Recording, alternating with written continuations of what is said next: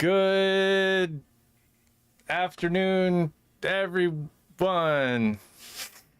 This is the Geeky Gamer Podcast. We get together every week, apparently. This week we're featuring Ken, Miller, and John. John will be our GM, or what is it called in Narrator. And the Linen Tapestry. We got a Patreon Geeky Gamer Podcast. You can be the first one to sign up if you want. We also have a coffee.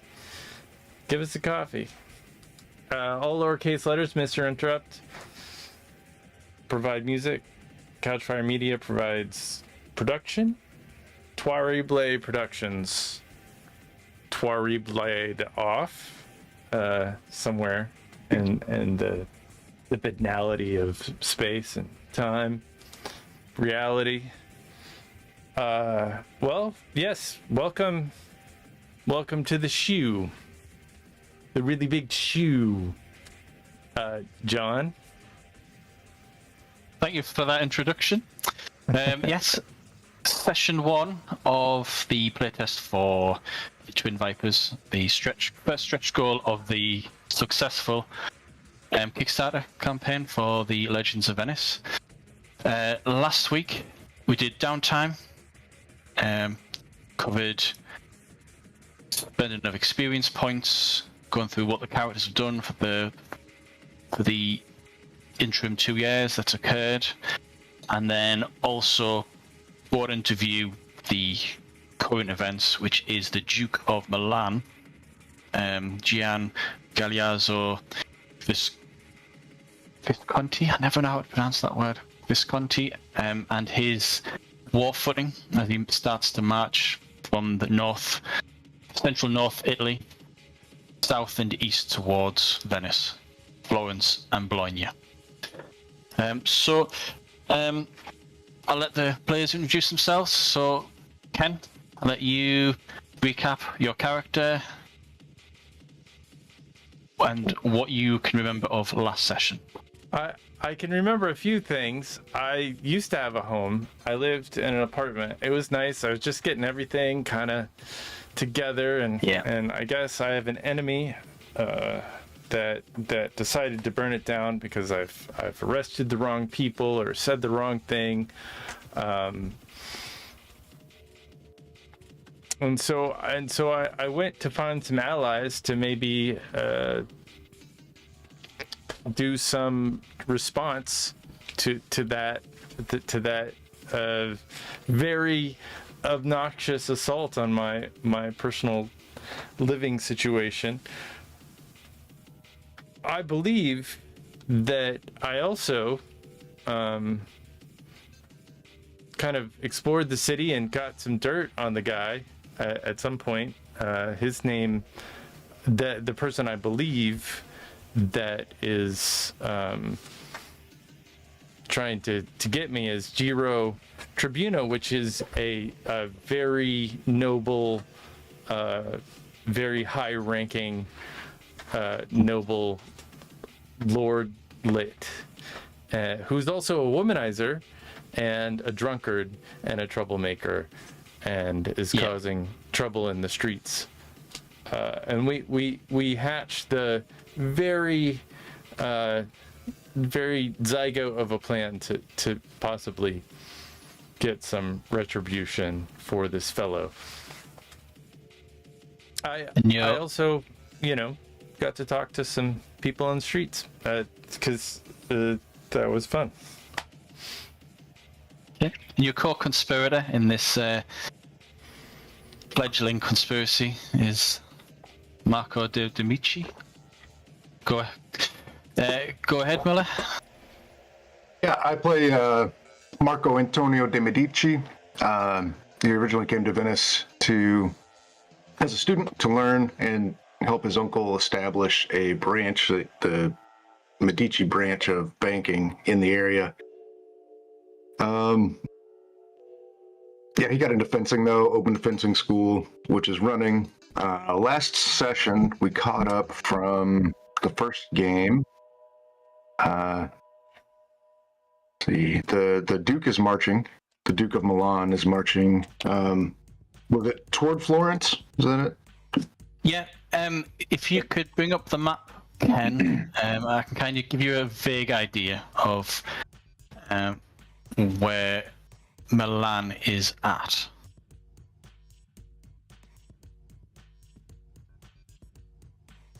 Oh, the bigger map?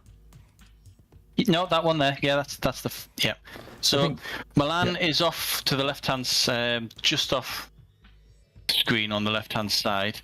So he is currently marching towards Po, the river Po, which cuts across from the Adriatic Sea straight across via Ferrara, and then into the Apennine Mountains. So he is believed to be approaching the Po River. So they suspect, the rumours are, because they're coming in thick and fast, is that his first target will be Bologna. That's what he did last time.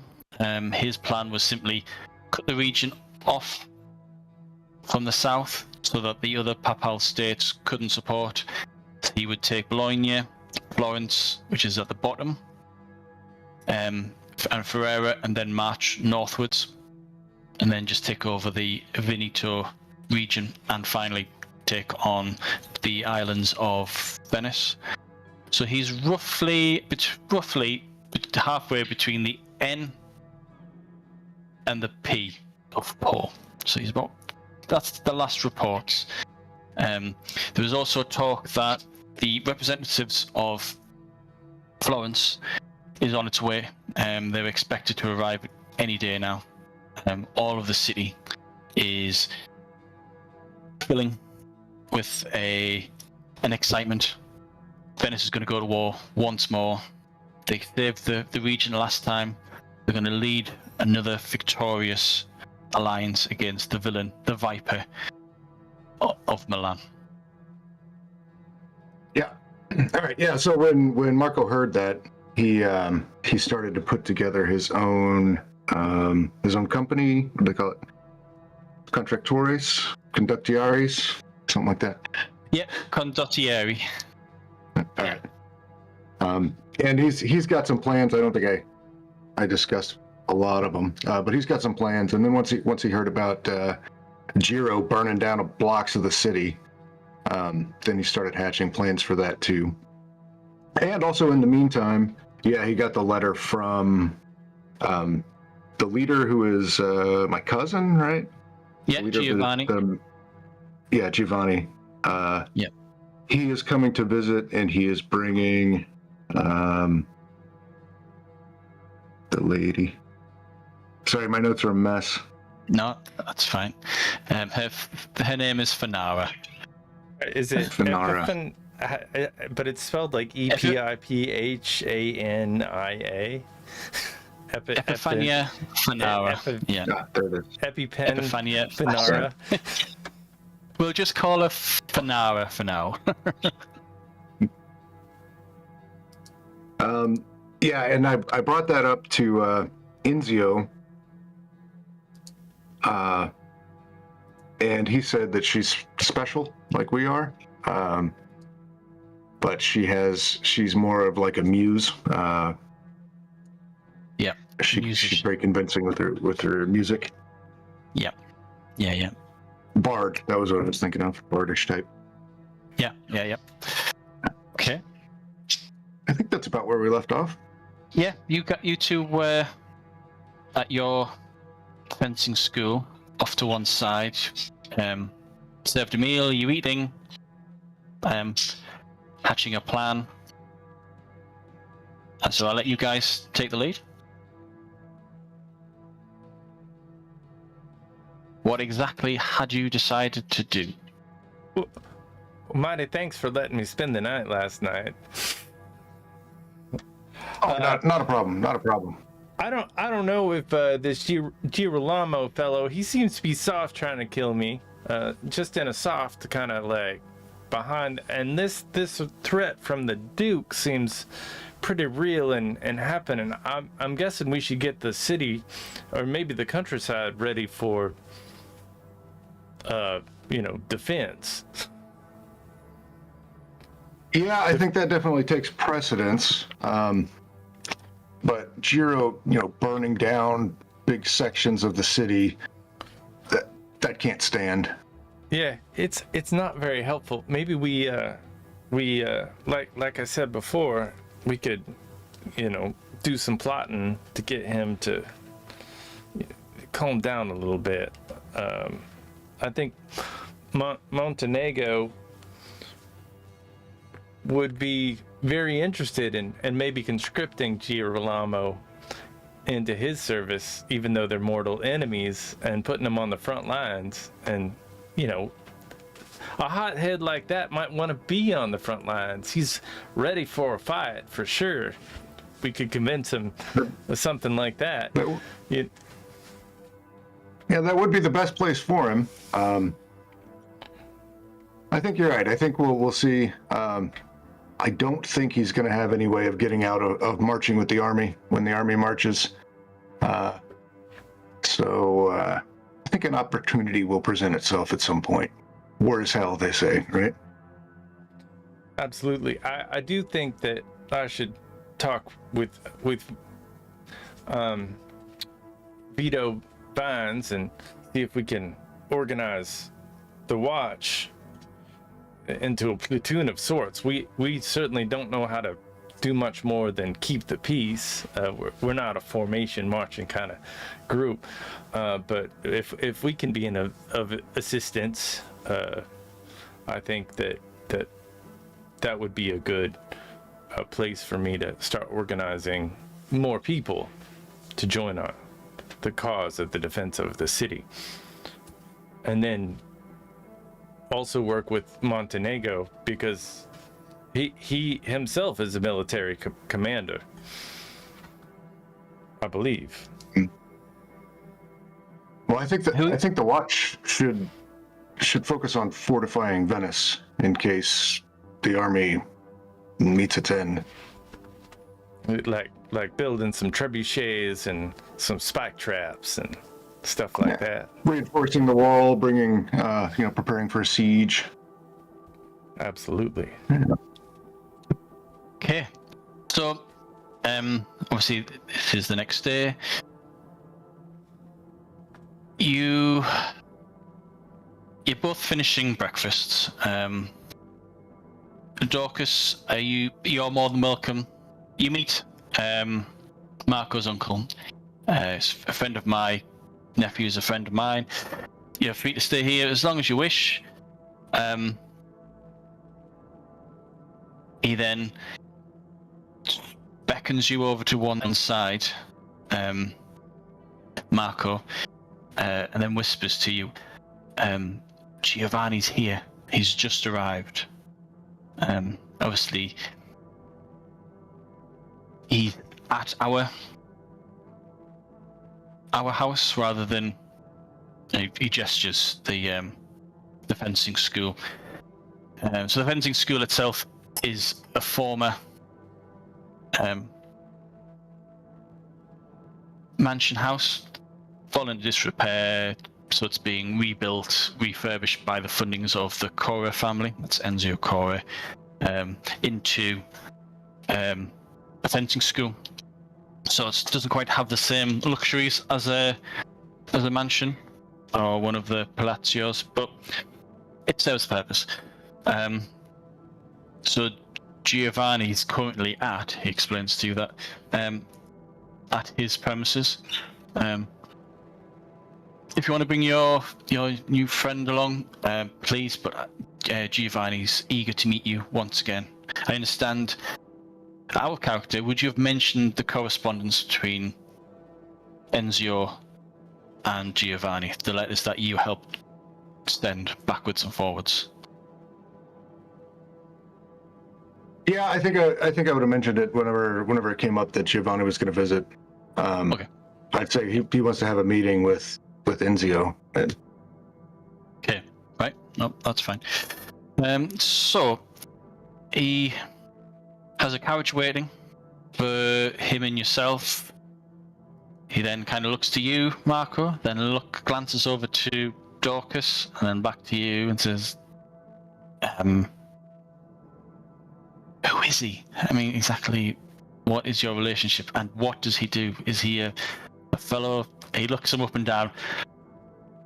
Well, clearly not a noble, but yeah. Does he have some official capacity within this city? Oh, you haven't heard of Il Toro? This is Il Toro. He helped us. He helped us stop the assassination attempt on the Doge.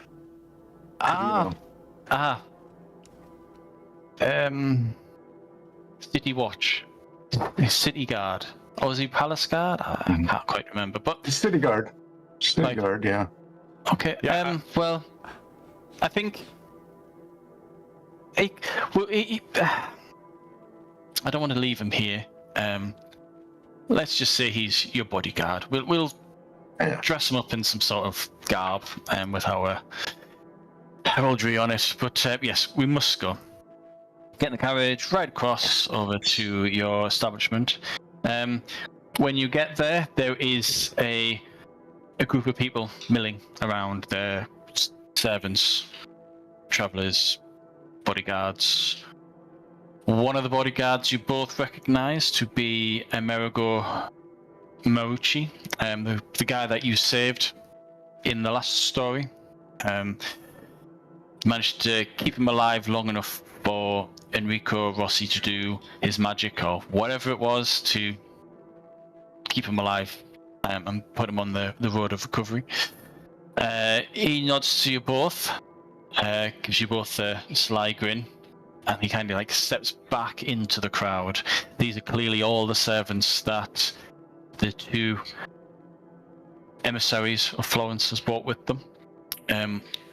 You also notice it's clear that they're both staying here for this night at least.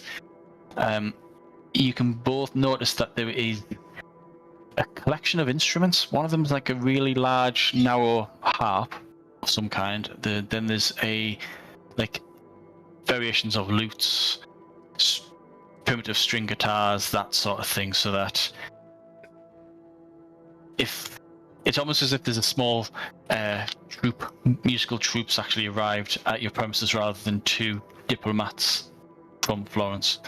As you're brought into the courtyard, into the main room, it's like the hall on the first floor, you are introduced to Giovanni, who, Marco, you know, and a lady who you've never met before.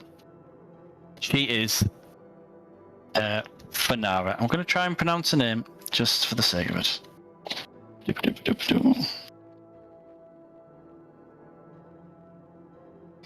So, Epiphania Fanara. She's in her early 20s. She doesn't look like she's from Italy.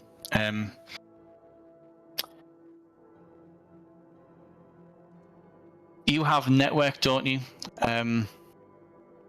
Yes. Dorcas has got network. And have you both? Because I think, Dorcas, you've got network of two? Yeah. You think that she has an Eastern complexion. And when she talks, she has a slight Greek or Byzantine accent. Giovanni, he is...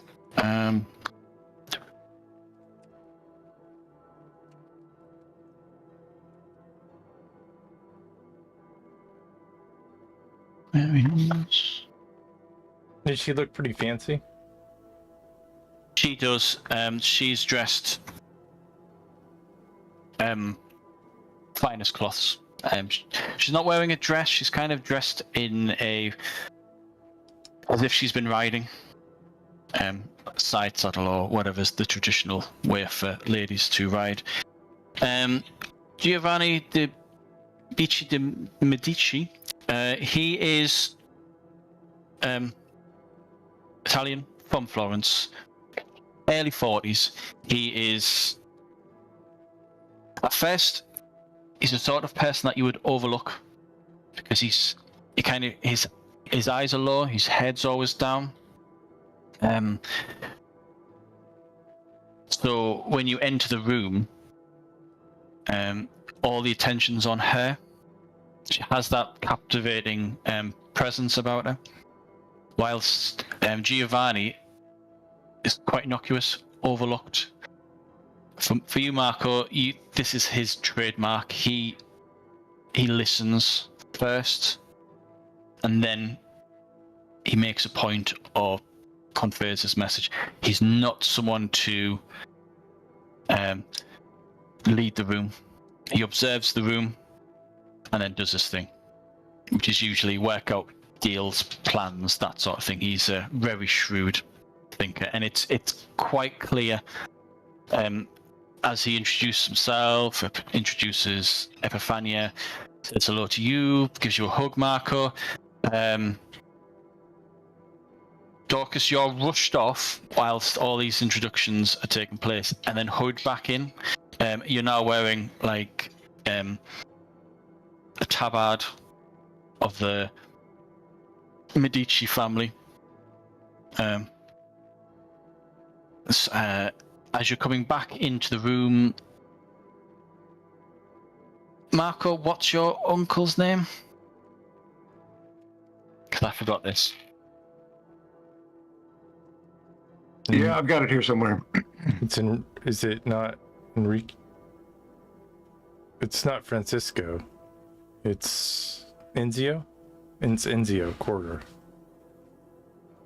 No, Enzio Correr is from Venice. He's a Venetian nobleman who's took Marco under his wing over the last year or two. It's not Francisco Fasari. No. Well, let us know what his name is once you find it, but... yeah, I'll find it. Yeah, so he says to you, as he's heading you back in, that's right, so Giovanni is very, very, very important. Please don't offend him. Certainly don't offend the lady. I think... I'm not sure what you two were up to. Obviously, you're a hero of Venice. But for the time being, if you could just low profile and, I don't know, pretend to be Marco's bodyguard in case anything happens. Not that anything is going to happen, of course, but yeah. I'll let Marco take the lead. Right, at this point, he then kind of hurries into the room. He then introduces you, Dorcas, to Giovanni and Epiphania. They both nod to you. Giovanni offers you his hand. You shake? Yeah. Yep. Okay. You shake hands. Yep. Epiphania nods ever so slightly. You can tell instantly that they're both. Yeah. They're both looking you up and down. And after about 5-7 seconds of them assessing your reading, so to speak, they then turn to Marco. Can we speak in private? You are not the first people that we have met, and we have been here for several hours. We've met already with members of the Grand Council and the courts. But I need to speak to someone. I need friendly ears. So he then turns to your uncle and then says, can you arrange a room that'll be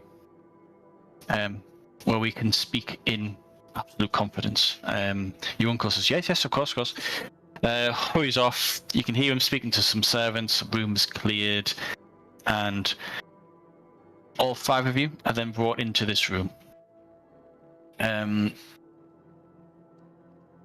Epiphania sits down and she begins talking. Says,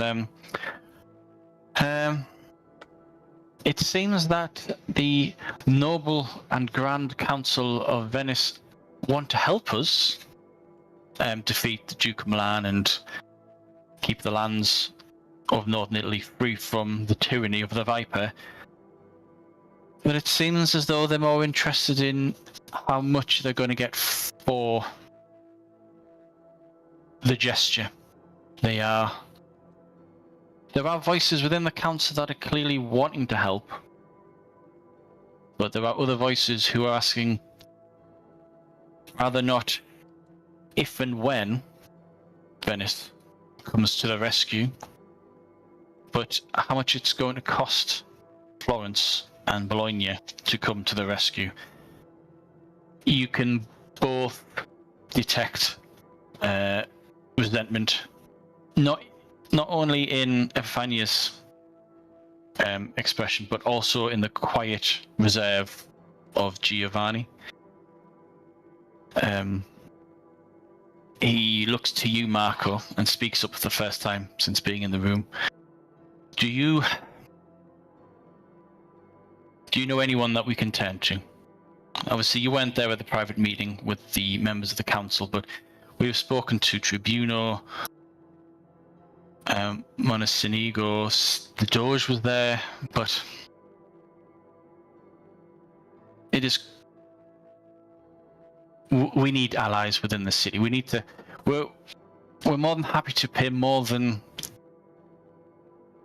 the forces of Venice are worth, because our sovereignty is on the line, but we can't afford the time it'll take.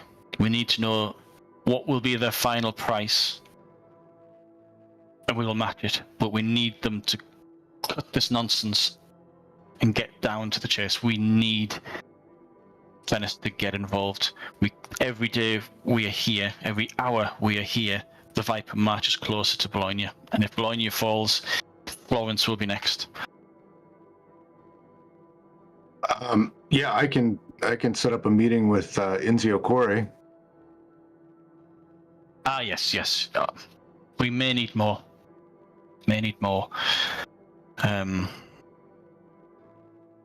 Epiphania speaks up and says, I might be able to help with someone, a lady by the name of Marina Galina. She may be able to help, but she's a wily old woman. I will try and reach out to her, see what she can do.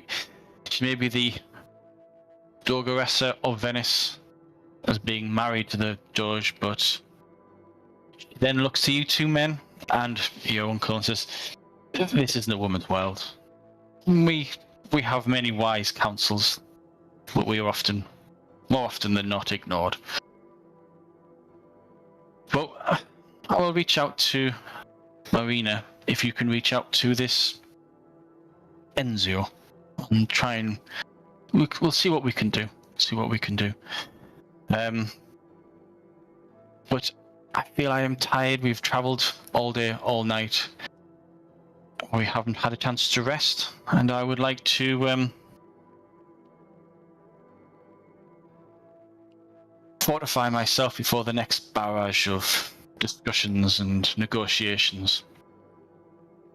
Apologies for the shortness of my presence, but I am tired. At that point, she starts to rise. Everyone else rises, just as she does. She dismisses herself, and she heads out. Giovanni does his best to suppress a yawn, but you can tell he's been traveling for many, many days. And he is also exhausted. There is also rumors. When we were there was rumors of another contingency from the north. A group from Padua and Treviso. What was their names? One of them, Johannes, and a lady by the name of Agneta.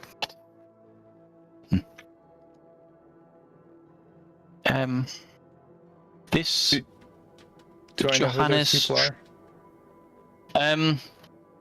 It's my network, and I am from the north. Yeah. You all right? Oh no, I'll allow you to. You can make a memory perception recall. Okay. I will do that. Oh, this is not one of my better skills.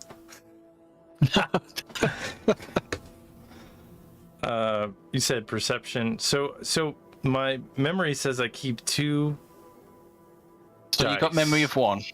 So I have a memory of 1. And then Okay, the perception, I have a perception of 3 though. Okay, you roll 2 and you keep 2 then. So does that, my awareness does that help? It doesn't. No, it's recall. This is you. You've been people throwing out names and descriptions. You're trying to remember where you know them from. So it's memory, perception, recall. So I keep 2. So roll 2, keep 2. And if you don't, do you have anything in recall? Where's recall? It's under perception. No, I don't. Okay, all right. Just go ahead. 2 dice and keep 2. Yeah, I got 18. 18. Okay. You don't know about the lady who from Treviso by the name of Agneto, but Johannes de Tezago, you do know he is. You think he might be a condottieri, effectively a contract general. He has a company, and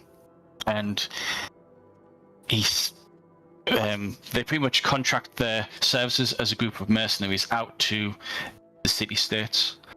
The north of Italy is filled with these mercenary bands.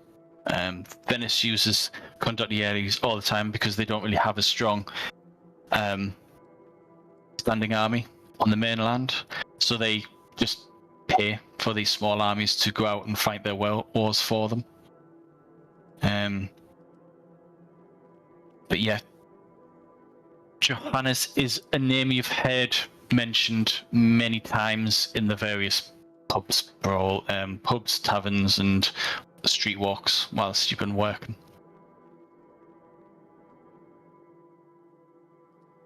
But no, not on Agneto. No. So, he then speaks to your uncle, and they head off. Obviously they've known each other for a lot longer, and just leaves you 2 in the room. What do you do? I'll say I'm gonna wait. I won't say anything until they leave because I don't think that's my place to talk. But once they leave, Marco, I think I heard about that Johannes. He's a mercenary, and I may have some contacts with him in the north. I don't know what they were talking about necessarily, but I do have some connections in the city to the. I bet we could conscript more folk with the night watch from each of the sedistries, and we could probably talk to my mentor, because they all seem to go to him, and gain in some more folks. And I don't think they're shining, amazing fighters, but yeah. Well, I think anyone can help. I've also got the guys from the school, of course, recruiting.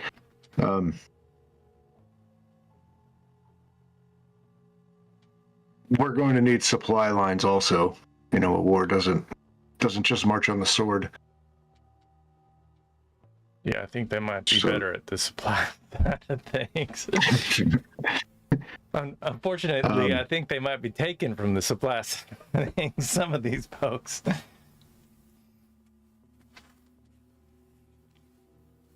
Well, as long as they can, do their part for the military.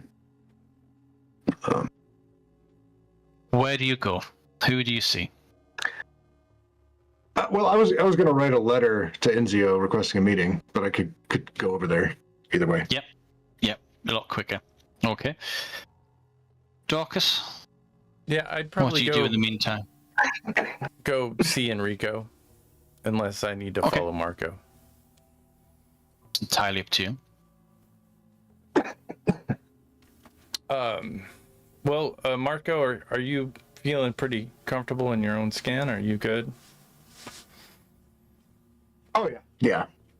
All right. Well, yeah, maybe I'll go see Vito, see if I can get some folks from this local city street and then move over to Enrico after. And I tell Marco that. And then I guess I'll be back here later. Or you can meet me at the school later. Yeah, I'll meet you. Yeah, I think that seems maybe more appropriate. Okay. Right. So you head off to the Cora mansion, for want of a better word. He welcomes you in and says, greetings. No doubt you've met with your cousin. I understand he had some difficulties in communication in a meeting he had with members of the council. And would this be the reason why you are here? Yes, I did meet with him and Epiphania. Okay. And they wanted to request a meeting. They were looking for any other. They did express how non-productive their earlier meeting with the council was, and they wanted to set up a meeting with you and with Marina. Unfortunately, I will not be able to attend such a meeting, but I can trust you to speak on my behalf.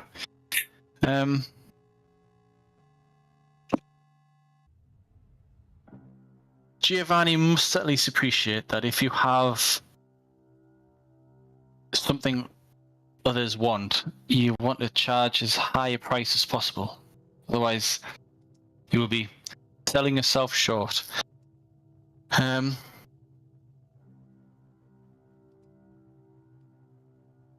It is our way to simply push. We'll get what we can, and we will be there. We will march. But until he is willing to offer a lot more than the scant resources that he has already promised, he cannot expect the full might of the Republic to fall upon Milan like we did last time. However,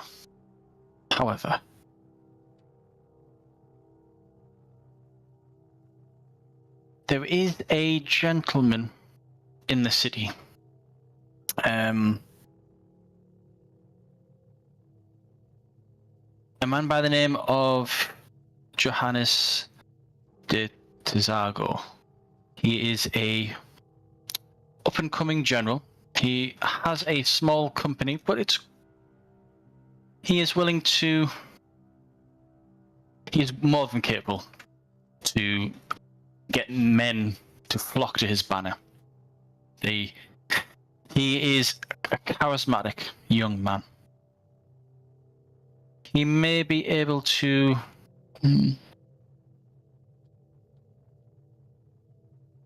He gets a piece of paper, scribbles an address down, and says, "This is where a lady from Treviso is staying. Her name is."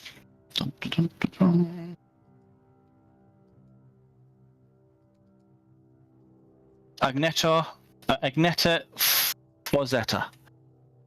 She is the wife of the Lord of Treviso. She is like us. Oh, like you. She has been initiated. And she serves the lady of Padua. A powerful lady by the name of Carola. She's come here because the threat of war means that the walls of her city and the cities of Padua and Treviso needs bolstering. So, ironically, she's the reason why we desire to press Giovanni for more funds. The irony is, if we can get him to pay for the walls, then we can more than happily march to war against Milan. But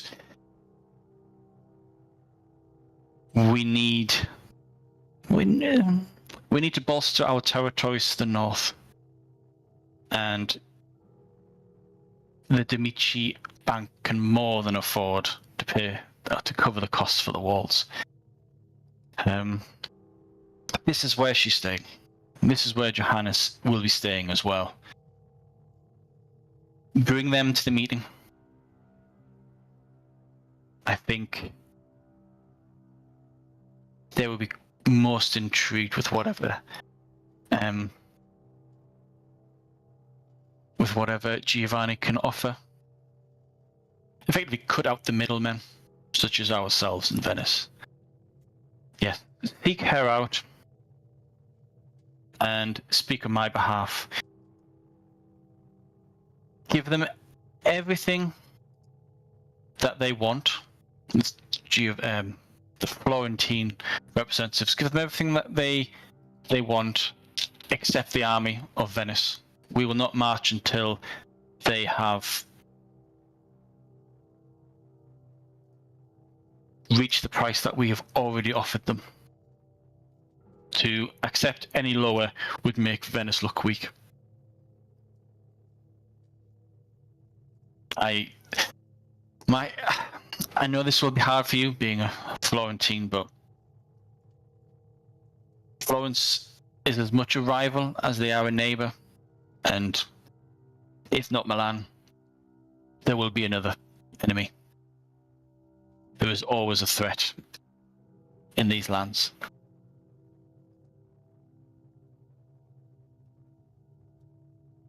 Okay, I understand. Okay. Dorcas, when you head out, you head over, meet Vito. There is, as you're walking through the streets, the canals, going across the bridges towards the Night Watch house. Everyone knows that the representatives from Florence has arrived. There are now rumours that Milan has actually reached the River Po, and they could march upon Bologna within a fortnight. Everyone is shocked by how fast the Milanese army has covered so much territory in such a short period of time. There is a mixture of panic, because people can remember how close it got to over a decade ago when the Duke of Milan marched. People are also enthusiastic about joining.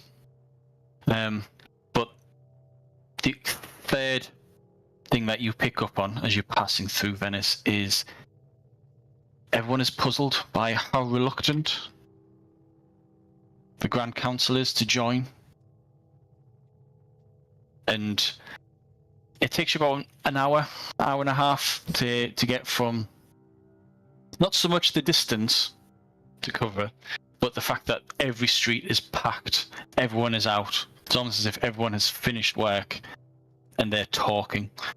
People are they're not going anywhere, so you're having to push your way through. And so by the time you get there, it's almost as if the rumours and the gossip and the talk follows you.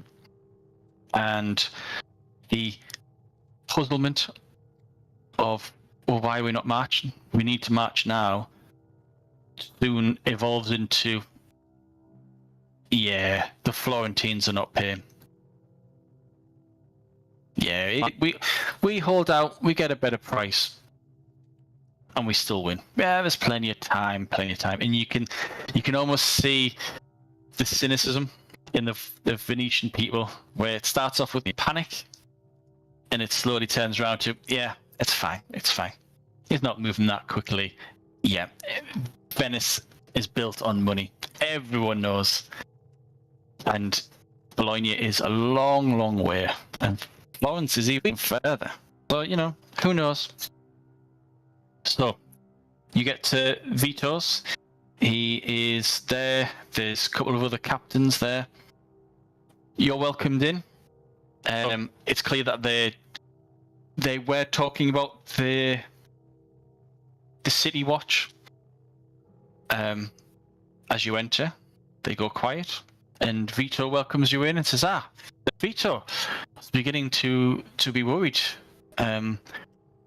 with your residence being burnt down. We've been looking for you. No one knows where you've been, but it's good to see that you're safe. Very good. Yeah, as you can see, I had to change my clothing. I was fortunate to get a nice noble family to take me in and put me up for the night. That gets a lot of raised eyebrows. Yeah, I was not expecting it myself, but I always appreciate the kindness of strangers. One of them chirps up and says, "Well, I think that's why they're called nobles." Yeah, that's true. Well, I was in a meeting earlier today and overheard some news. I think that there's a lot of discussion on the streets about people being nervous about the Duke heading our way, but it's kind of going into complacency as well. It's very strange. Like they're worried that the Florentines won't pay, and it's I think that we might be in trouble if too much of this misinformation gets out, as they would call it. And I think we should be trying to quell some of the worries, but also get people motivated to maybe start preparing, because the Duke is coming. There's no question of that. There is a mixture of responses. One of the captains shrugs and says, "He'll never reach Venice. He'll be stopped. He was stopped last time. He stretches himself too far." Another person says,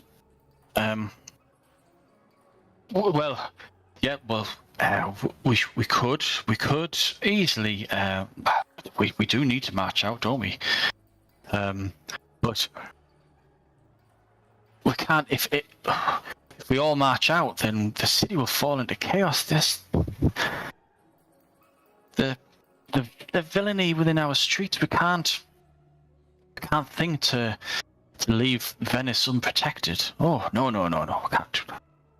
The next guy. I agree with both of you folks, you fine folks. I think what we do is we prepare, and we see where the coin takes us, and a lot of ways coin really motivates people. And I think I ran across a couple of folks that are willing to give us some money to bankroll the situation. I think that if we take some of our officers and they know kind of the right places to go, we can get the word out and maybe plan an infrastructure of sorts to at least be moving towards to where if the Duke does attack the city, we're prepared. Or if we need to march out, if they're vulnerable, we're also prepared. So either way, we'll be fine. But we can't just be gossip queens about this whole thing. We really need to make a plan, and I think that the powers that be in the city are starting that plan, and it's just we need to be the mouth for the people to keep civil rest and to get people motivated to doing some helpful constructive things, really. One of the captains who's been quiet so far, he's almost as old as Vito. If Vito's the oldest one there, he's very close to retirement, as discussed during downtime. He looks to you. This guy looks to you and says, "What are you talking about?" In as short, little words as possible. What are you driving at? Are you suggesting that we plan the army? We are the Night's Watch. We are the city guard. We walk the streets. We have no walls. This is Venice. We are in the middle of a lagoon. Armies of thousands of enemies have died in the lagoon. Absolutely. I'm just saying that if we get the infrastructure in place, if we can be supportive and get our streets kind of everybody prepared and knowing what they need to know to do instead of just willy-nilly doing whatever they're gonna do. So my idea is that we get the fishermen to take the fish to one particular part of the city and distribute it in the right way and make sure that if we need carts to go out and fish to go out, follow an army. Vito, you can see this captain, like he's going red, and the more you talk, he looks as though he's going to punch someone, and it's your captain, Vito. So Dorcas, I think we can have this conversation in private, but while you're here, we, the captains, we have been discussing what is needed for the chaos that will no doubt occur. And I guess what you've been saying is similar to what we're used to. But there's been talk of many of the City Watch want to head off march to the west, as they did last time, but we can't allow them. The City Watch needs to be here. If the City Watch disperses and our numbers are reduced, then crime will increase. Criminals, the underbelly of the city, will see it as an opportunity to take advantage of everything that's going on. But we can talk later. It's just I would like you to spread the word to everyone within your group, everyone beneath you, just to let them know that they cannot join any force that would be marching west. Do you understand? I do understand. I think that's a good idea. We definitely need to protect the city, but if a large percentage of the population goes marching out, then there will be less people in the city to have to watch. And as well as some of those nobles, they're the causes of some of those problems, and I'm sure they're going to be first in line to volunteer to protect the city. The red-faced captain scowls at you. I mean, you're easily a head taller than him. The way that he looks at you, Right. What is your resolve? I don't know if I have any resolve. It is a defensive trait. It's under influence.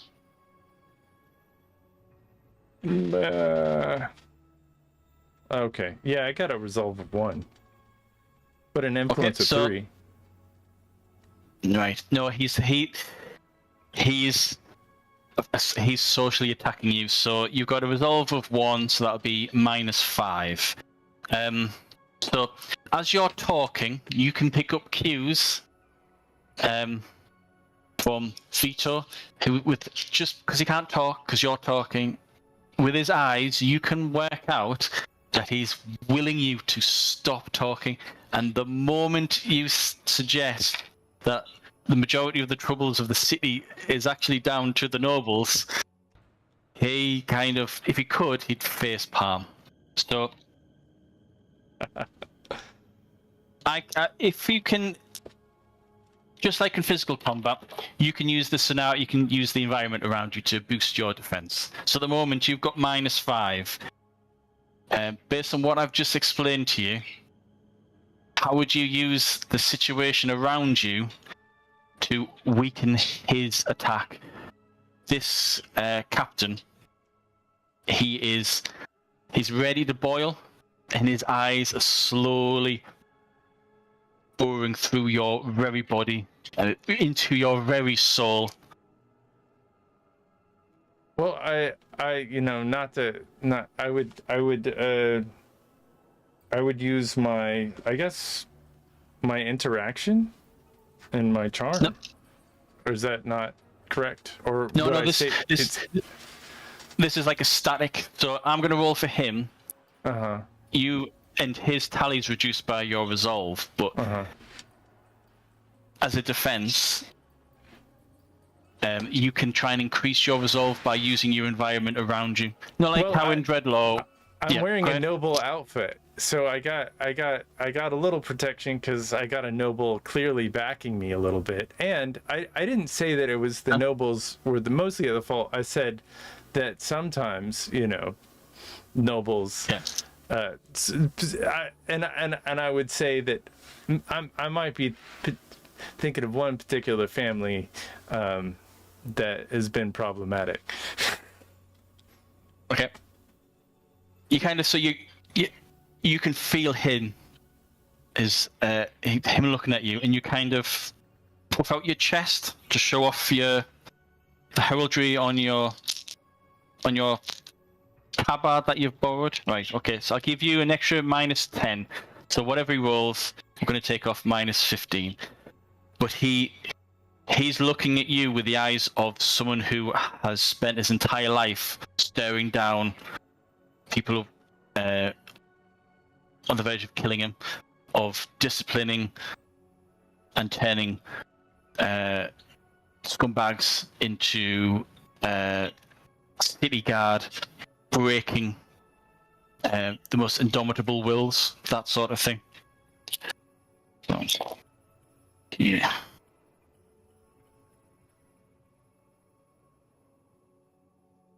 Okay. Right. Okay. You got 25. You stop mid-sentence as I said, your head above him, height-wise, but it's almost as if your father or your adopted father is telling you off, and you're 12. He stares at you with such a granite gaze that you simply stop talking, and you feel like the reprimand is almost physical. He hasn't said a word, but he just stares at you. So he rolled a 25 minus 15, so that would be a 10, wouldn't it? No, he rolled a 40. A 40. He rolled, so that's a success. Yeah. Okay, I get it. Yeah. So you're kind of stunned. This feeling of stun lasts for just the scene. I would like to say that I did just protect a noble from being murdered. You say nothing. Yep, that's the social attack. You are terrified of this guy. Okay. Just by his, as I say, he's looked through your body into your soul, and he's found the child inside you, and you're thinking, fuck, not even Vito, who trained you, has scared you as much as this guy has. Right on. His face he's still flustered, red. Vito stands, puts his hand on this guy's chest. It's right, okay, Rego, we'll dismiss this meeting, and we can talk later. And at that point, all the other captains, there's 2 other captains there, and they look as terrified as you. Rego's face is still red. He kind of remembers himself. Yes, Vito, we'll discuss this matter another time. He looks at the other captains, and then looks straight past towards you, towards the doorway, and he leaves. And the other 2 captains head out, right behind him. As he leaves, can I detect magic presence with my soul?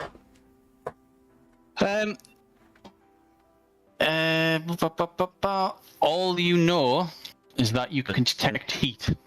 Yeah. You don't know if that would Does he detect. seem hotter than, say, like normal people, or colder in a weird way?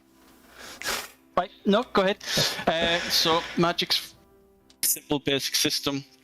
You got soul of 2, so you roll 4 dice using detect element. So you would keep 1 dice, so that's your element. You have no affinities, which is the same as expertise. So roll 4, keep 1 dice. If you get any 10s, keep them automatically. If you roll any 1s, discard them. Okay, I got 9. Yeah. No, That's a failure. He is just hot and bothered. Yeah. And he heads out. The moment he leaves, that feeling that he invoked in you goes, and Vito also physically calms down, and he sits and goes, shh. What was his name again? I don't think he liked me very much.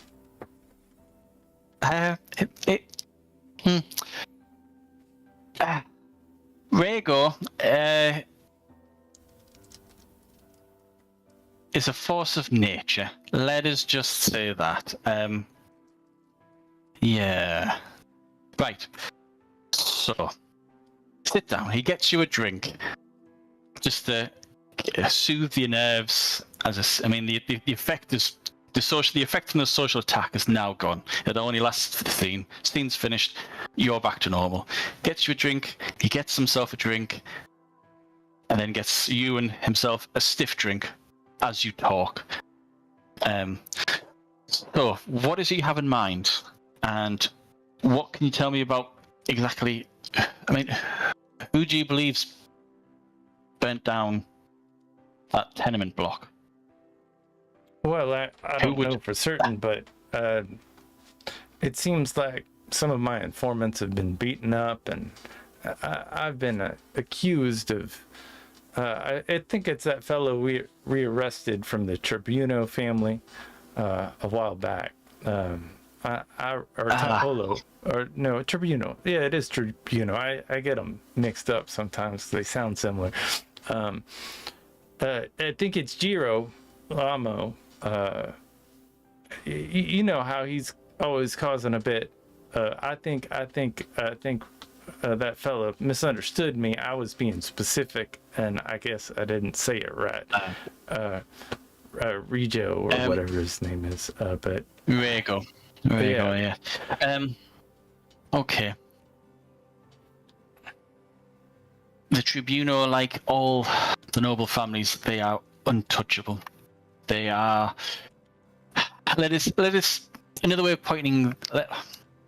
way of saying this is. I know they're untouchable. You don't have to tell me twice. I've had that conversation with a couple of people, and I'm just trying to work it out. I harbor no ill will for this fella, and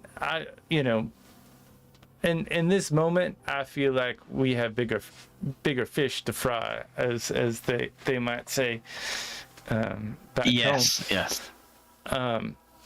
So, I guess what I was saying is that we use some of our folks to maybe round up people who weren't doing much of anything, offering them just a little bit of coin to be the eyes and ears of the Knights of the Watch, just in case some of our watch members decide to take up arms in Milan. So we get a bigger group, maybe some that are less trustworthy, but they're more trustworthy with a little bit of coin. You want to conscript people? Yes, I think that might be the thing. Is we make some deputies, and so it appears that the Night's Watch is getting larger in this time of war. Maybe we give them a little pin.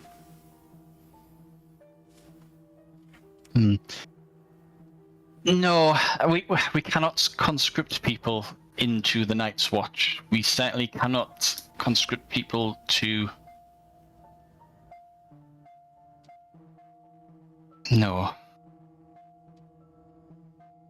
I'm more concerned with your safety at the moment. If the Tribunal are willing to destroy a building within Venice, you are not safe. You need to leave Venice. I gather that much. It's not good for anybody's health in this moment. Are you suggesting that I get conscripted into the army and march on my own with my club? We would only conscript at the time of invasion, and we wouldn't need to conscript because every Venetian would fight to the death to save Venice. Oh, absolutely. They just wouldn't fight to the death to save Florence or Bologna, unless there was, a bit of money, I understand. But my advice is get out of Venice. Well, I would like to one other small detail. I did think I did solve the saltwater case. That was the issue, and I don't think we ever talked about it. So I think that's over, and there's no more those being. We had some unsavory creatures in the lagoons, and we got rid of them the other day. And you shouldn't have any more nobles. Like large fish. Fish with sharp teeth. Large fish. Yeah, I got a bunch of twigs. He takes a swig. He takes a swig of his wine or whatever, and then he just gets the bottle, has another swig. I think it was a series of sharks. Just leave the city. Tell only a few people, those who you trust the most, that you are leaving. If you wish to join the Florentines to protect Bologna and Florence, go ahead. You have my best wishes, and I hope to see you again. But please give me some peace. Giant fish. What are you talking about, man? Yes. Tell your closest friends that you're leaving. And hopefully when you return,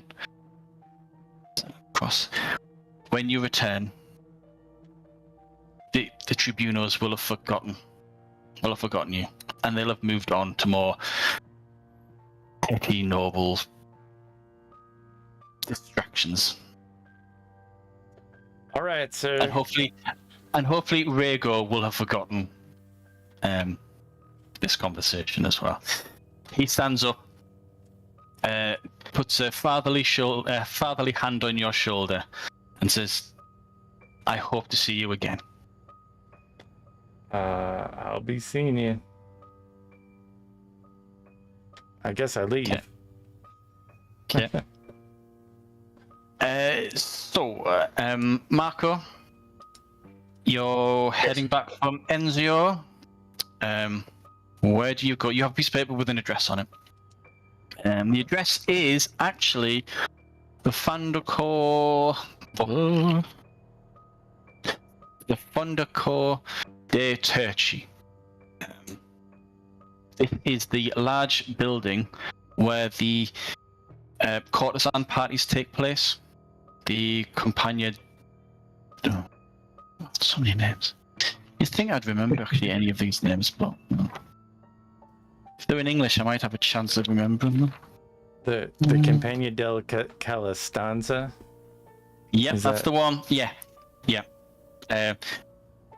So you've been to this place once, maybe twice before. But this is where all important dignitaries go, and it also happens to be where parties and meetings and so forth take place. When you get there, there are guards.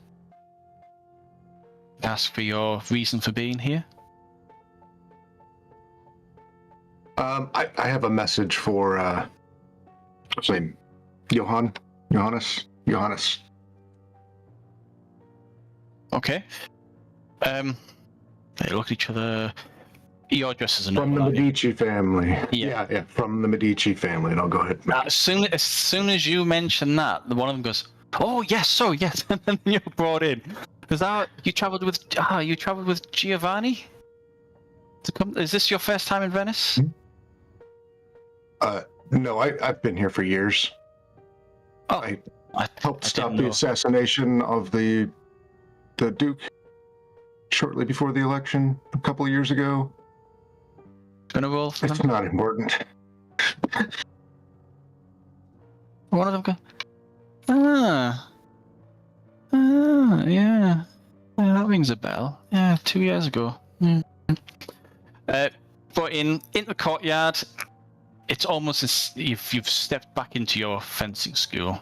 There is a gentleman, Ken, on the picture that I sent through to you earlier on, the 4 men on horseback. There is... Where's the picture? There you go.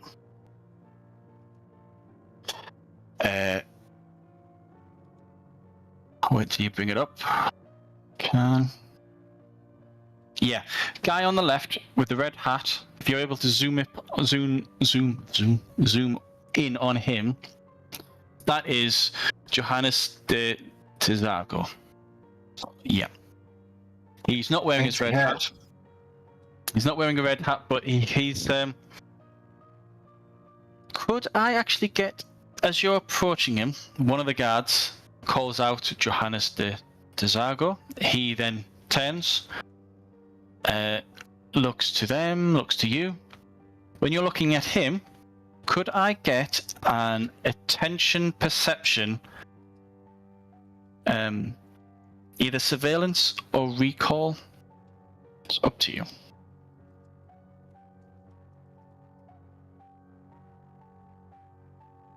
Great.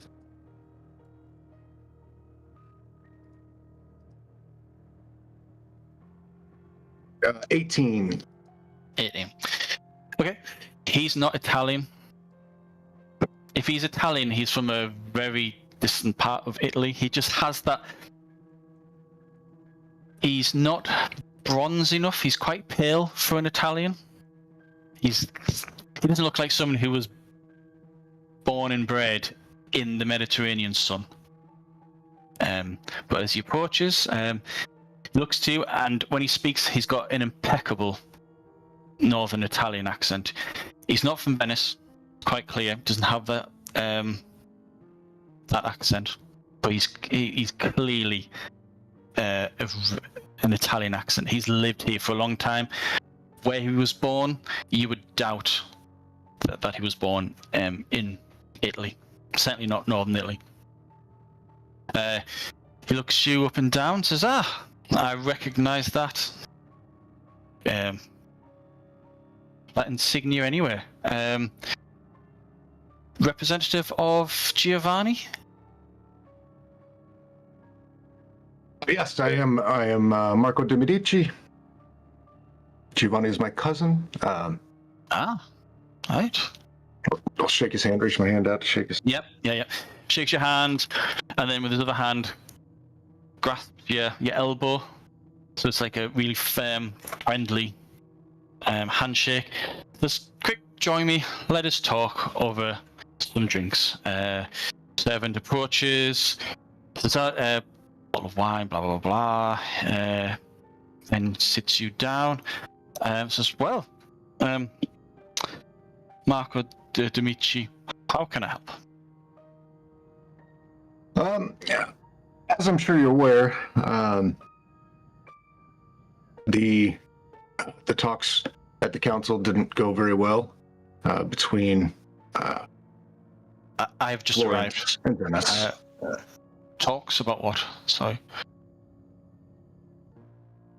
Oh, you know how councils like to talk and talk and talk, and especially in times like these.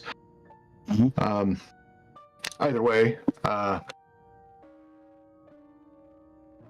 Giovanni is looking for a meeting with you and the Lady of Treviso. The Lady of Fossetta. Fossetta. I will get her. He stands up. Heads to the doorway. He whistles, which is really unlord-like.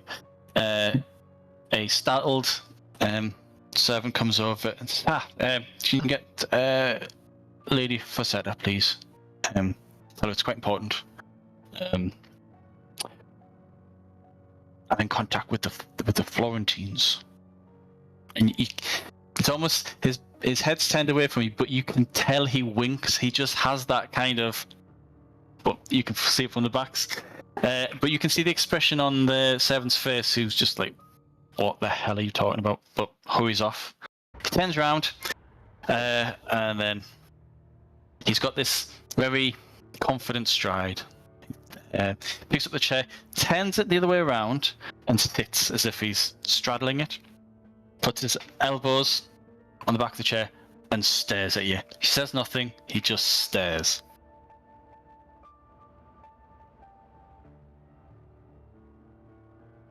Okay. I'll probably just start talking about wine. About his wine, whatever wine he has, where it came from, and whatever. Small talk. Okay. Yeah, he talks and talks and talks. When you without mentioning Sicilian wine, because I've never tried that before. The wines from the near Naples on the west coast. Fantastic grape. Maybe not as good as the grape we get up here. He likes the sound of his own voice. At some point, Agneta walks in. She coughs. And at that point, Johannes goes, "Oh, right, sorry." Stands up, turns his chair around, and he pulls a chair out for Agneta. She sits down.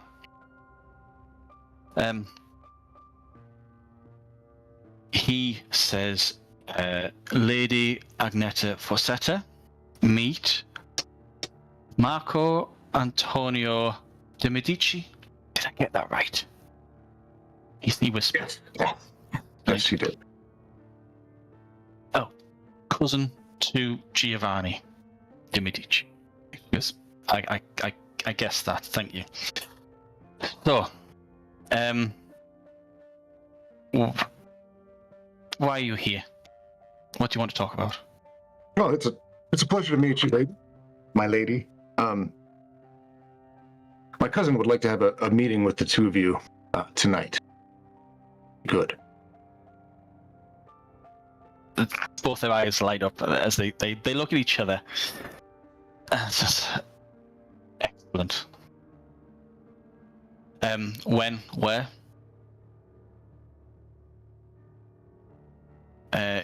Here would be ideal. This is a place adopted for the meeting of visitors of Venice.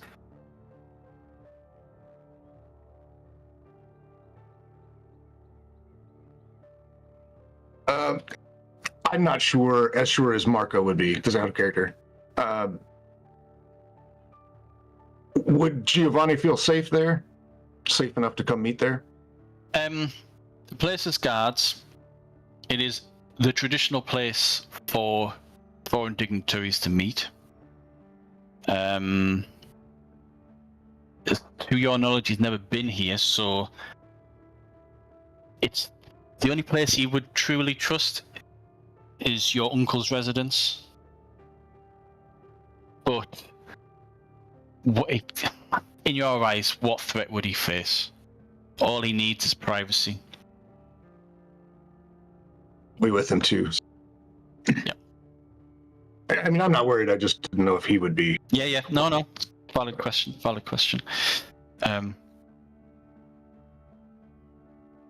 Okay, so yes, we can do it here. We'll get a room. I'll let the steward know. Mm-hmm. We'll have Johanna says, I will do that. You bring them here. I will have everything arranged.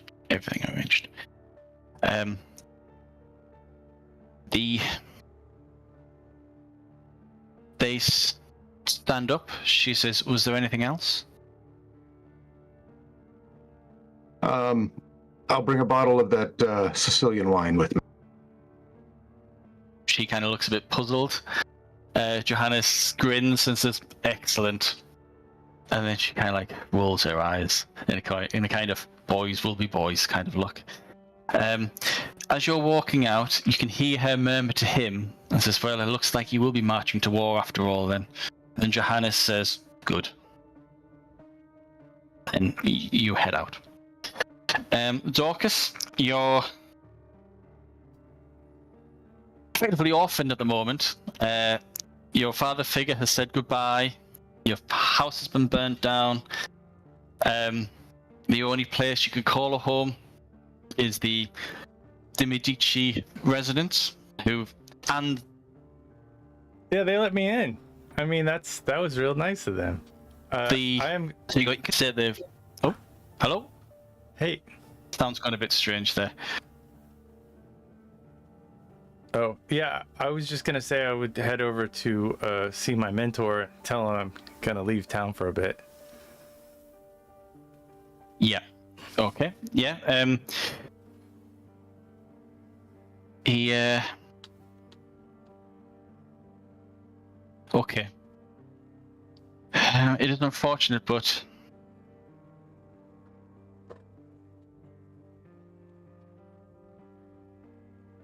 Yeah. Going to war against the Viper. All I can do is wish you well. I'm ill-suited on a battlefield. There isn't, other than to patch the wounded. There is very little I could do on a battlefield. Yeah, that's I hope part to of see the you reason. return. Yeah, that's part of the reason I was coming to you. It seems like the Duke of Milan, he's moving real fast. I'm not an expert at any of this, but it seems like they got some forces beyond what they used to have. And I was just wondering if you had any supplies that or like if you could teach me anything about doing medical stuff on the field for my fallen comrades. If you had any knowledge of that. I have a lifetime's worth of knowledge, but not enough time to teach you anything. However, you do pose. Good question. Let us have a look. Let us see. He starts. He turns away from you. He looks to his shelves. There are jars and books and scrolls and scraps, bits of paper. Large jars, small jars. Some jars are just little vials with Latin words written on the labels.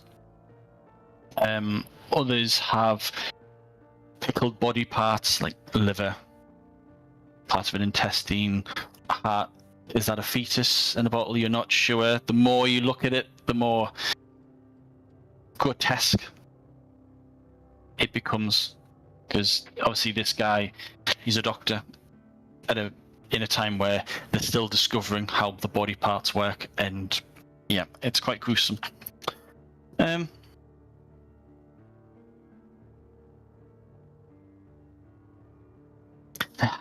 was nothing here that I could give you that would help you in any way. Smelling salts, but nothing that would I don't know, help you in the battlefield, unfortunately. All I can tell you is what I know about the Viper. His nickname is more than his nickname. The heraldry of Milan is a Viper. That is his soul. Beware of snakes.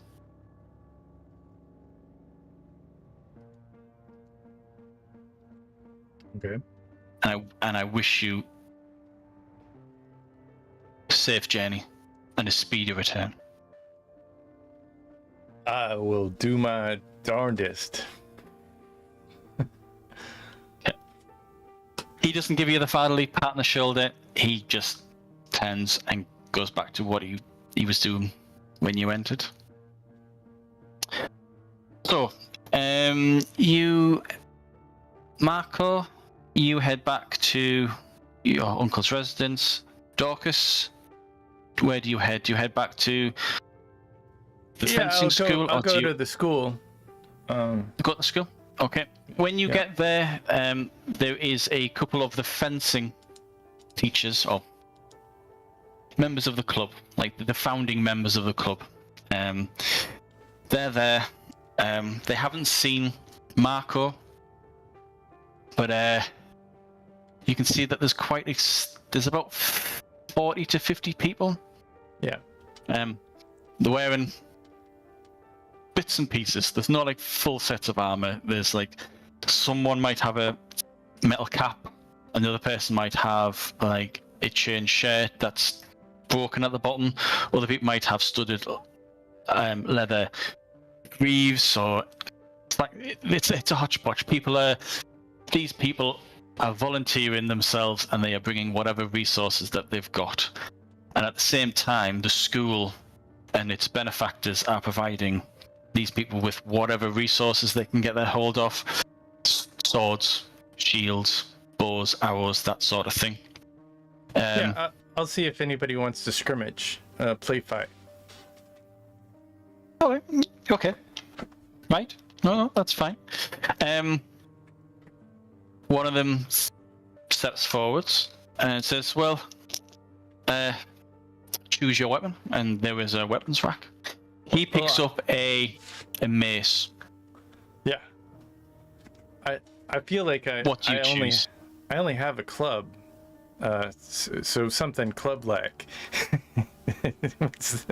He tosses you his mace. Yeah. And he goes and picks up another mace. So, okay. Is it a mace kind of work like a club? Oh yes, yeah. Okay. So on your character sheet, if you want to record the following stats, sure. I'm presuming you're enlisting in Marco's little company. Yeah. Okay. So you can have a mace for free. Nice. You're welcome. Yeah. Yeah. Make sure you get a receipt for it. You got to sign for it. Yeah. He wants it back in one piece. So, how am I?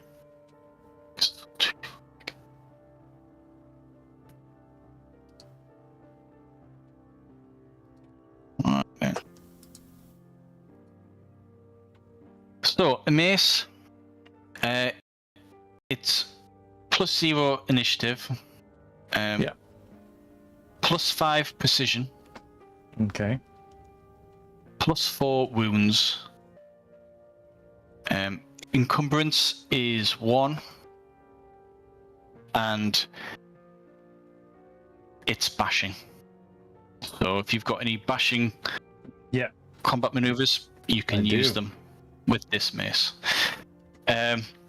What he will do though is, because obviously this, unlike your club, this inflicts wounds. This could kill a man. These maces have thick leather wrapped around it. Mm-hmm. So the spikes are effectively dulled, and the metal impact is also dulled. So what I'm going to say is that these will do 4 trauma. Okay. Okay. So he kind of rolls his shoulders, gets himself ready. There's like a little fighting area. There's like squares drawn in the sand across all of the courtyard. And he nods to you, waits until you're ready. Yeah, I'm ready. And then goes at it. Okay. So, what is your initiative? So that is my initiative. Oh, this guy's. Yeah. So that would be your.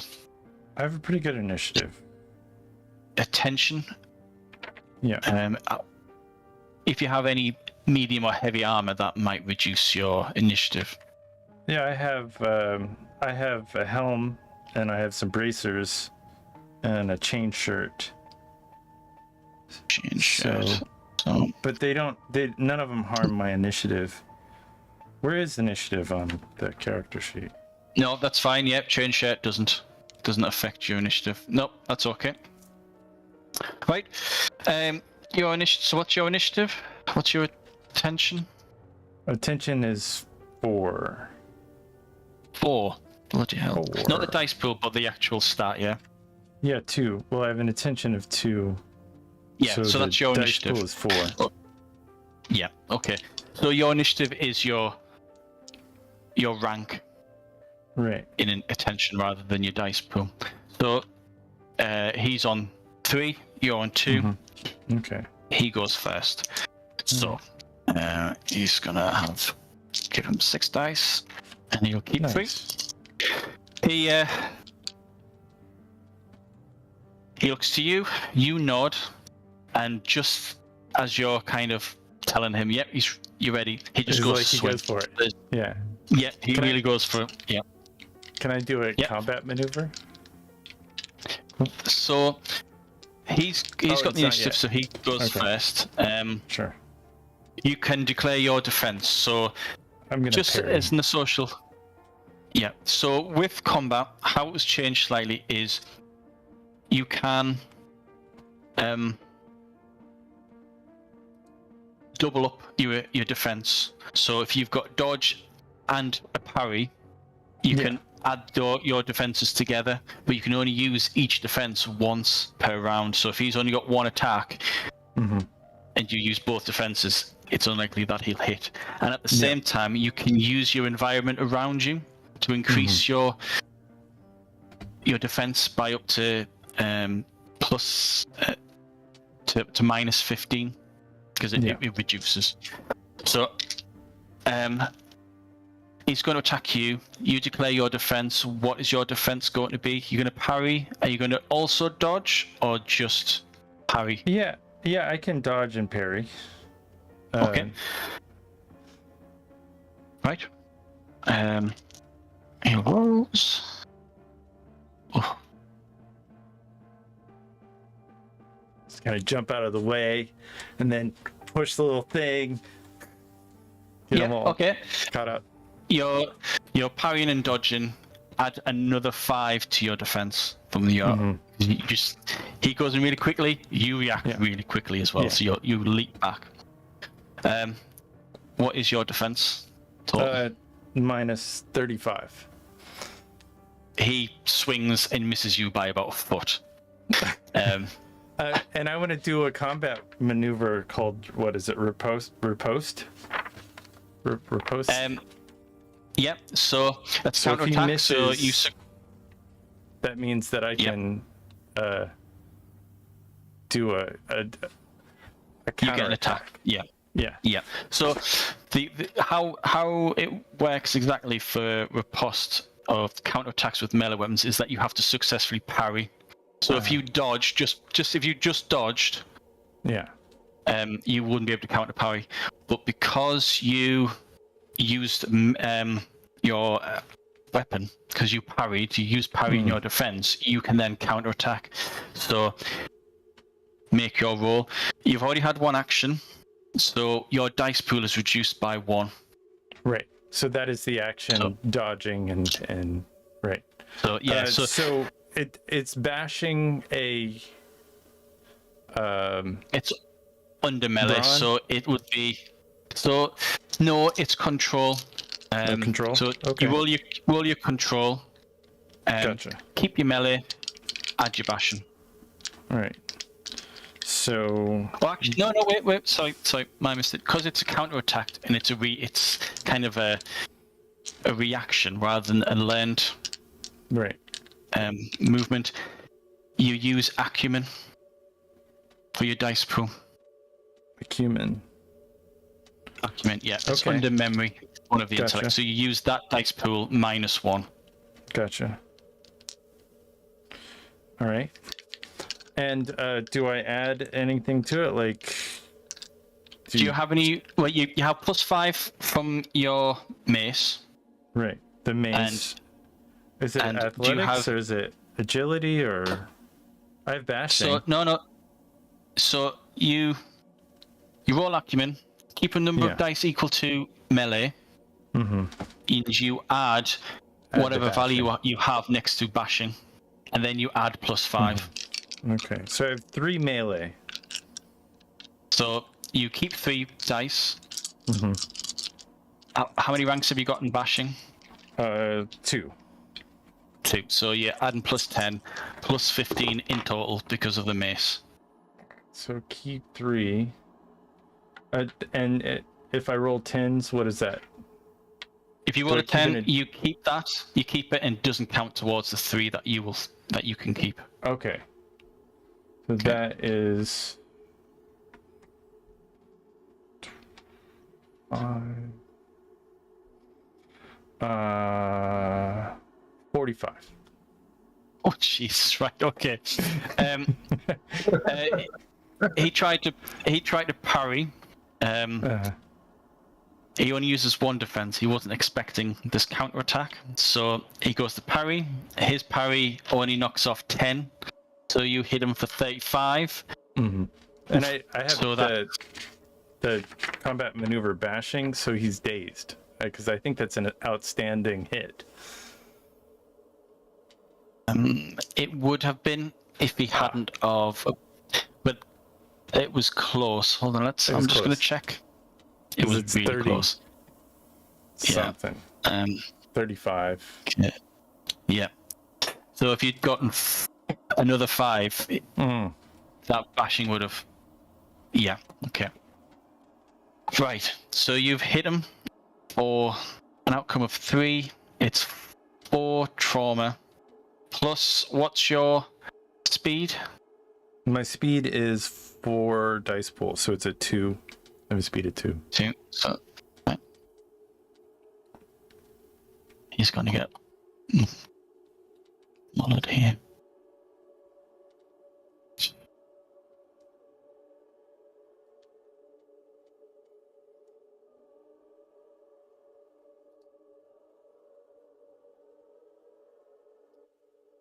Right.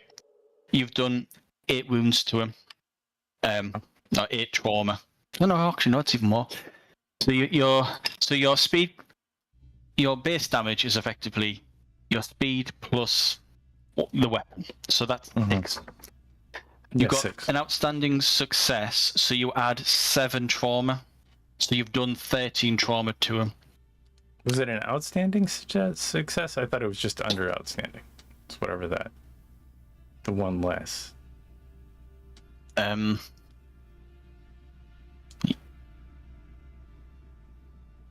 No, I think you've. 35 Hold on. is 35. No, that is the outstanding success. I think you've dazed him as well.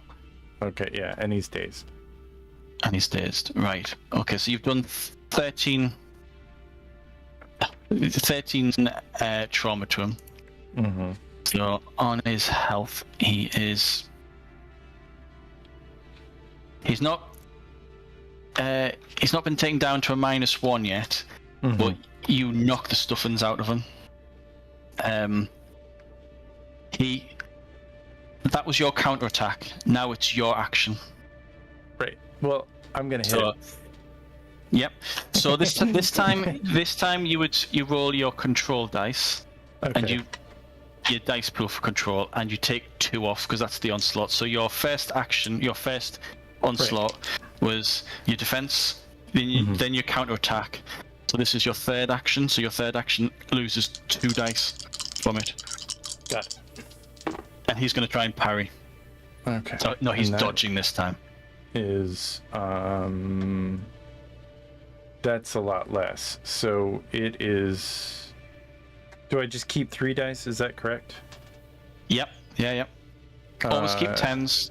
Keep 3 of the other dice. Yeah. Right. So that's 17 and 4s. 21 plus bashing is 10. So 31? Unless I get any bonuses from him being dazed. Have you? No, dazed. What dazed does is it hits him. It affects him rather than increases you. Right. Take off 10 from that. Mm-hmm. So 21. So that's 21. Okay. He is now. He takes. I think it's +3. Sorry, I don't. Once I get the book printed and have it in front of me, this will be so much quicker. So apologies. So this does an extra 5 trauma. So this time it's 11.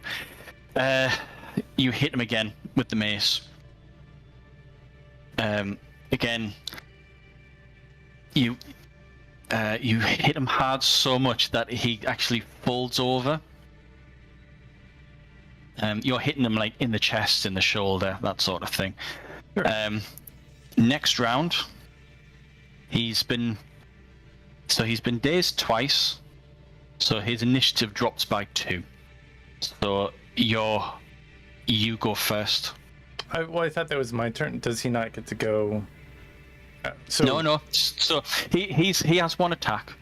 And other combat maneuvers. Right. So he attacked, you counterattacked, and then you had your attack. Yeah. So. Oh, so it's a new round. This is the first. Yeah, this is a new round. So that was round 1. I guess I'm gonna bash him again, and I'm gonna look at him. It's like, you good, buddy? Yeah. And then I'm gonna hit it.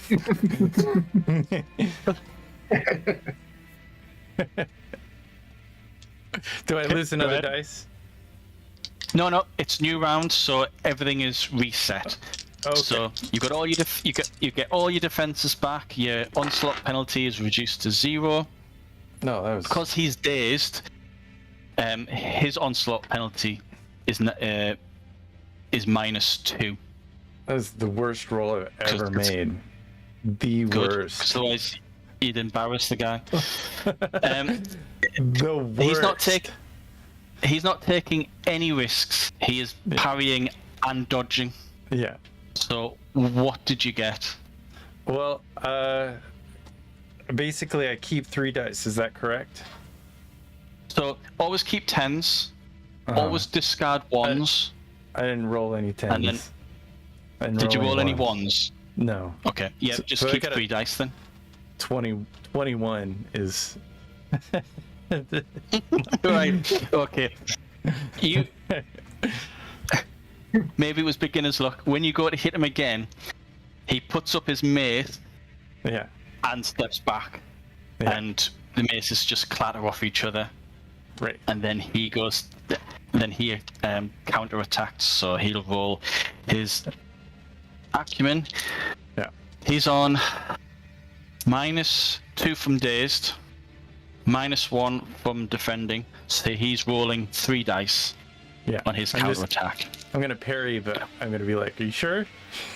Are you parrying and dodging, or are you just applying No, I'm just your gonna parry? parry. I'm just gonna parry. All right. Okay. What's your parry? 15. 15. Right. He swings. You just kind of clatter, and just he's dazed, fades away. But you just hit the mace out of its swing. Still in his hand, but he just hits thin air. I'm gonna repost again. Can I do that? Okay. Yeah. So you're -2 dice because you acted, and you defended. So Gotcha. -2 dice, and it's your acumen. Yeah. Oh, he has no defense. So keep 3 dice, and that would be 18, 26, 30, 36. Right. He's used up all his defenses. You hit him for 3. He's dazed, so he loses 1 initiative. He loses 1 onslaught. He takes another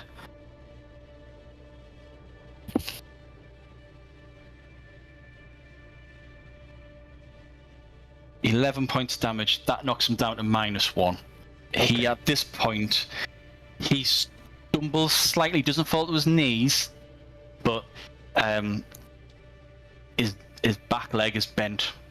And it's at this point, everyone who was watching in amazement at your jumping back, counter attack, hit him again,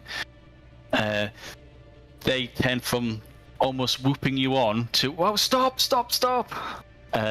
And they have to hold this guy back. It's almost not to keep you safe, but almost kind of protect his dignity. As in, like, stay back, you've done enough, that's alright. And he...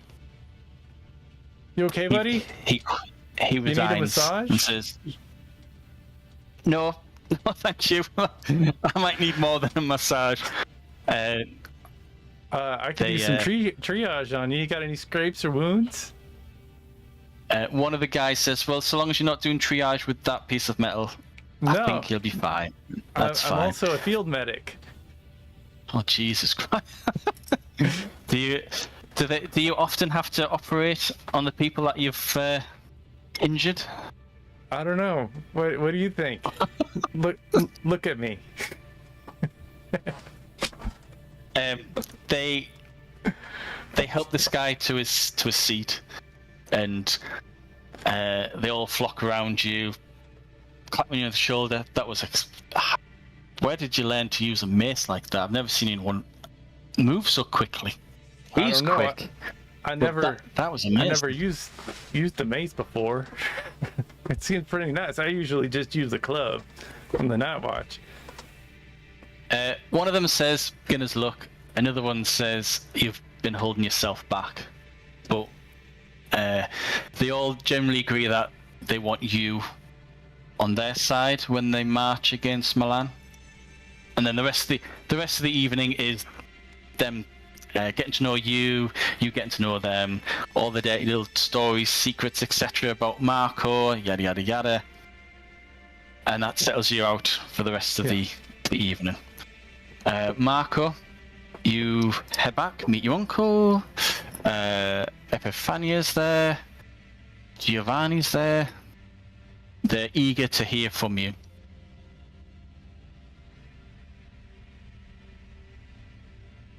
Good news, I hope, says Giovanni. Yeah. I'm glad you got some rest. You're looking much better than when I saw you earlier. I don't have the best news, but I do have good news. Give us the not so good news then. Enzio isn't going to be able to meet with you. However, I did get us a meeting with Johannes and the Lady Fossetta. And from what I understand, they are the reason Venice wants so much payment from you.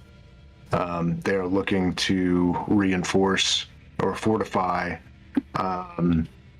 Treviso and was it Padua?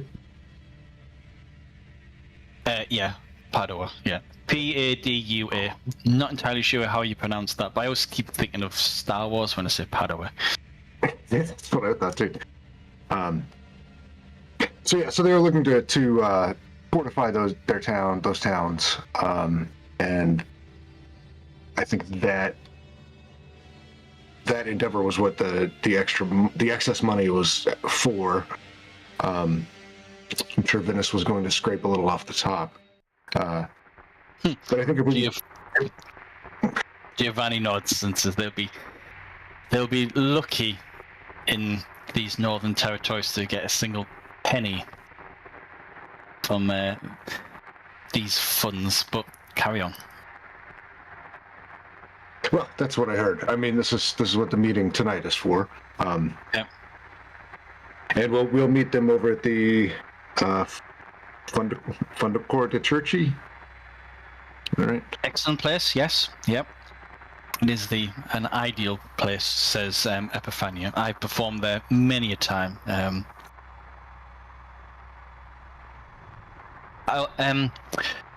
have, similarly to you, Marco, been unable to obtain the presence of Marina. However, she is sending another member of her family, a gentleman by the name of Matteo, to represent her interests.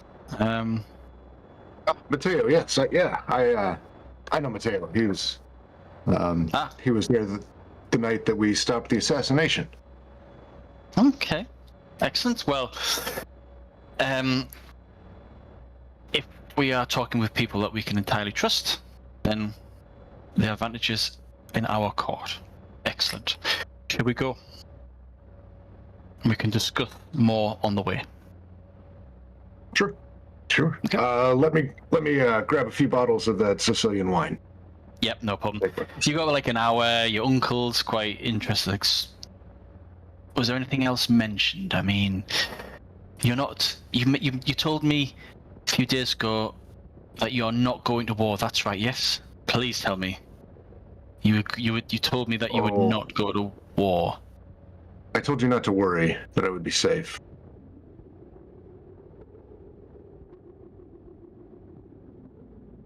Okay. You are your own man. I'm not your father, Well, and you are more than capable of handling yourself. Just, if it comes down to it, do not engage the Viper or any of his household. Okay. I will. I appreciate your warning and your concern. This is how I see it, Uncle. I'll give him one of those heart to heart. Yeah. We've been in this town for many years, and of all the moves we've made, we've gone nowhere closer to joining our families with any of the local families here.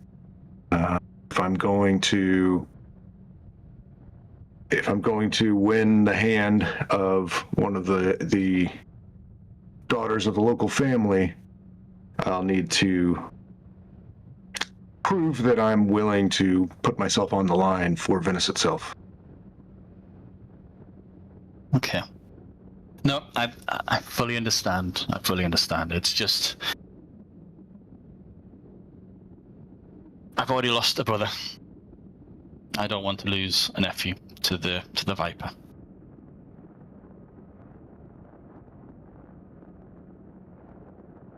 I'll do my best to see that does not happen. Okay. You all head into the carriage. You travel there.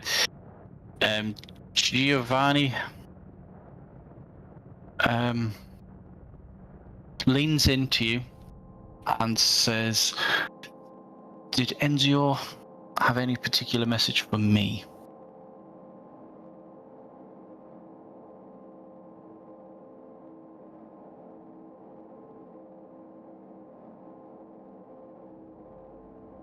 Only that he can't meet with you until Florence is willing to offer more than scant resources. That you can't count on the full might of Venice to fall in Milan like it did last time. Did he mention anything about a dream? A dream? No. Wonder what he's playing at.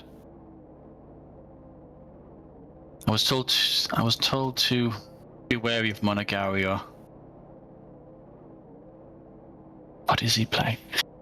He sits back and he's lost in his quiet thoughts for the rest of the journey. You get to Mercado de Techi.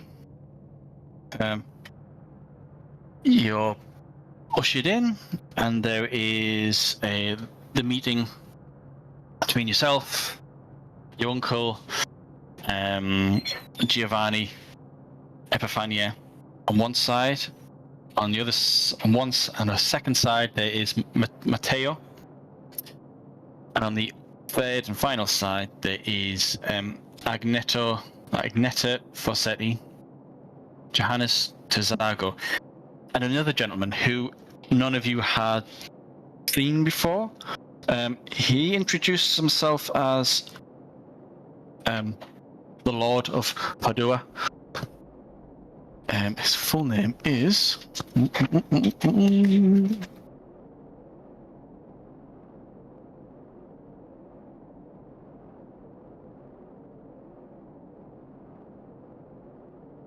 Francesco Novello da Carrara. Marco, you know the name Carrara. It is the noble family that rules Padua. But you've heard the name of Carola before. Enzio mentioned it earlier, but you've heard her name in the past when you've been kind of getting to know her with the who's the who within the secret courts of Venice. And Carola Carrara is a name that everyone speaks with the utmost respect.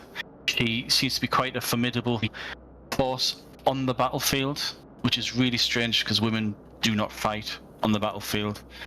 But there's murmurs of her being undefeated on the battlefield.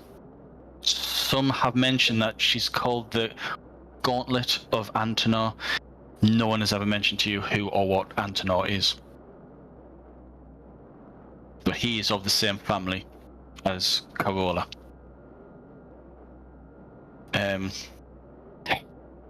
He sits down, everyone says hello to him, people bow to him. He's kind of like the highest rank within. He is effectively the Doge of Padua. Everyone is surprised that he's here. No one knows that he'd actually arrived in the city. He says very little, if anything, during the conversation that follows. Everyone all introduces themselves. Matteo says hello, but unfortunately, if Bill ever gets a chance to get in, this is his hook. I can catch him up at another point. He says he represents the interests of the Galena family. You are asked to declare who you represent the interests of. The De Medici family. And then Giovanni says, but also the Correr family. Enzio, you represent what Enzio's interests here? Yeah, I can, yes. Yeah. Good. So what you say will be automatically vouched for by Enzio. And the same is said to Matteo. Matteo says, yep, everything I say can be vouched for by Marina Galena.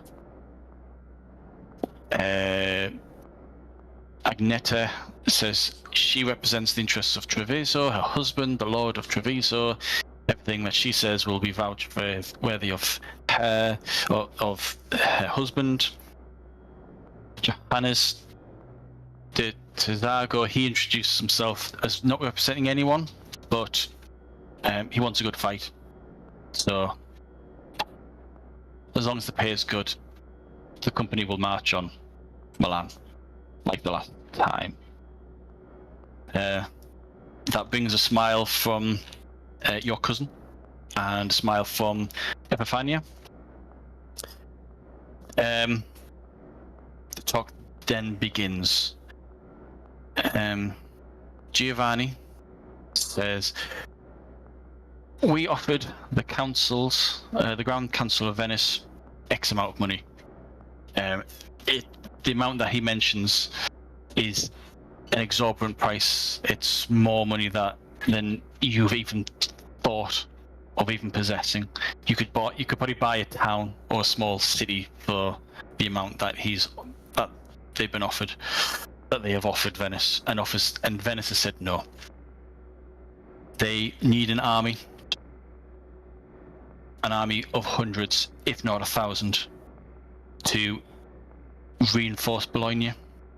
Bologna is the only front line that Florence has. Otherwise, it'll turn to siege warfare, and it will just be a matter of time for the Milanese would take over the city. Tezago says, yep, that's fine.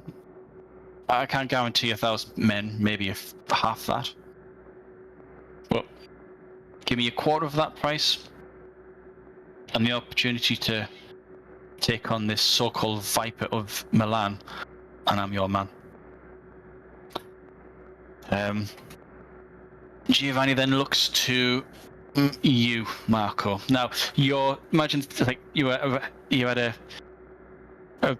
oval-shaped table, and you and Matteo are sat together on 1/3. And that Giovanni addresses both of you and says, however, we need supplies, weapons, food, safe journey, and so forth. But only Venice can provide that. Padua is too far away, my lord. I understand that if you could, you would. But your lands border Milan's territory. And if the Viper sent off as a contingency, then Padua will be the next. And the Lord simply nods.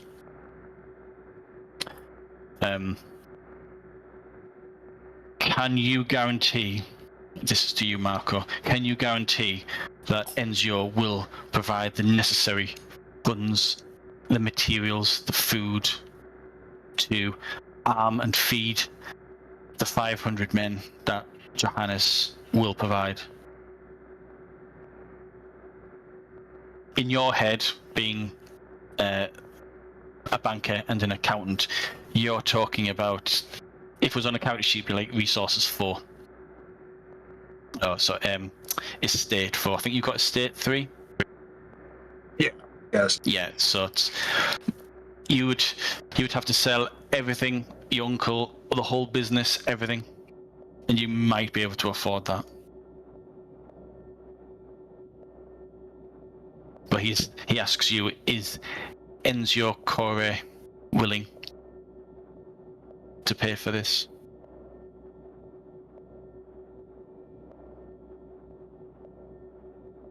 No, he's not. Matteo then chirps up and says, if he, like, as Matteo says this, he looks pointedly at Epiphania and smiles in his way.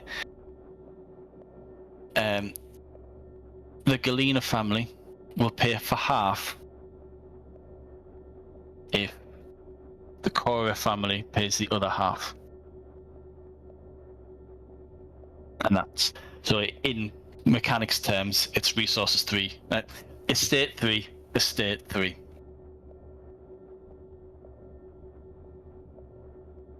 But, he says, the lady will require a favour. And Epiphania smiles and nods. She seems to know the undercurrent of that offer.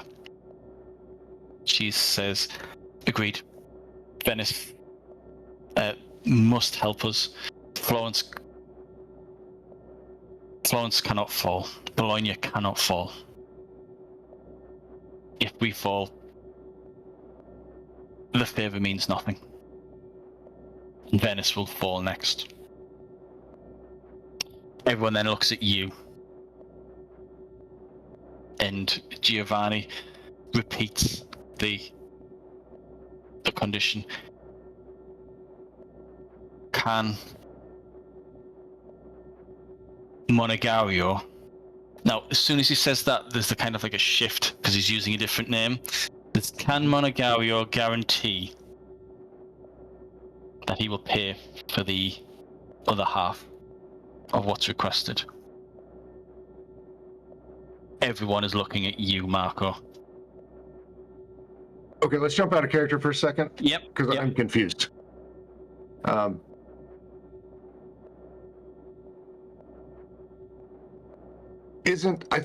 thought Enzio was trying to get Giovanni to pay. No, sorry. So, well,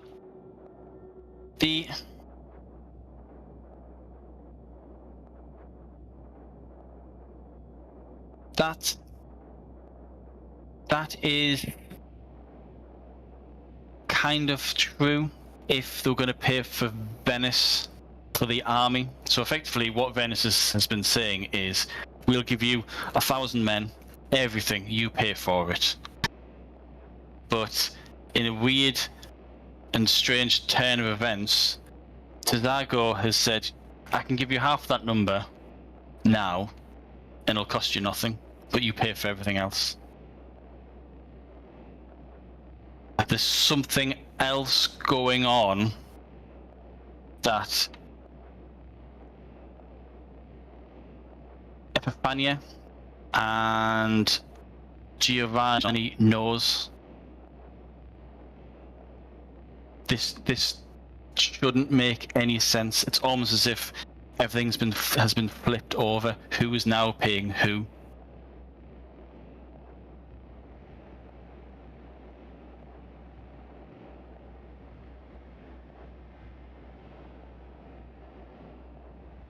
All you can remember was he would pay them whatever he asked for when he in his last sentence towards you.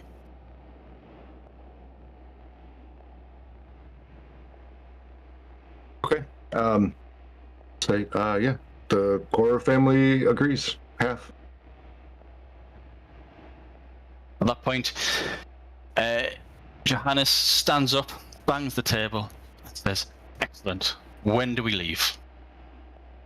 Epiphania says, "Well, hold on. We need to get the men equipped, armed, and so forth. That will take many days." Tazago says, "Probably won't take that long. Don't worry, I can get some of the resources. You just get me the money, and we'll sort this out." Epiphania stands up, and everyone kind of follows suit, and people kind of drift away from the table. Matteo has a private conversation with Epiphania, and they head off. Giovanni heads over to you. Now, in character, are you as confused as you are out of character?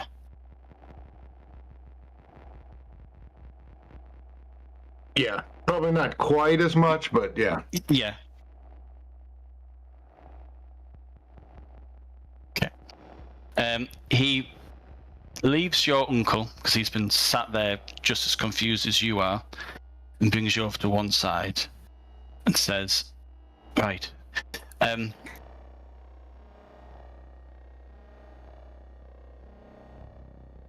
the De Medici have already paid the price.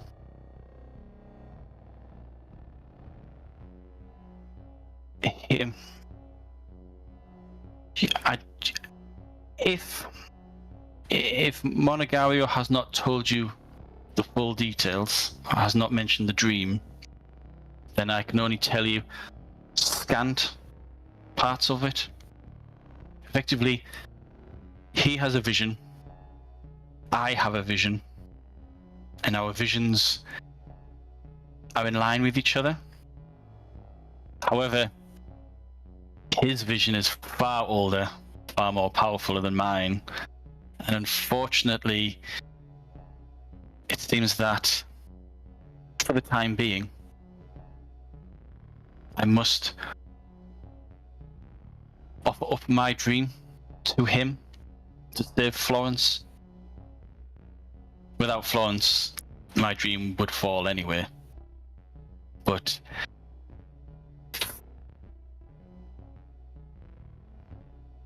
yeah.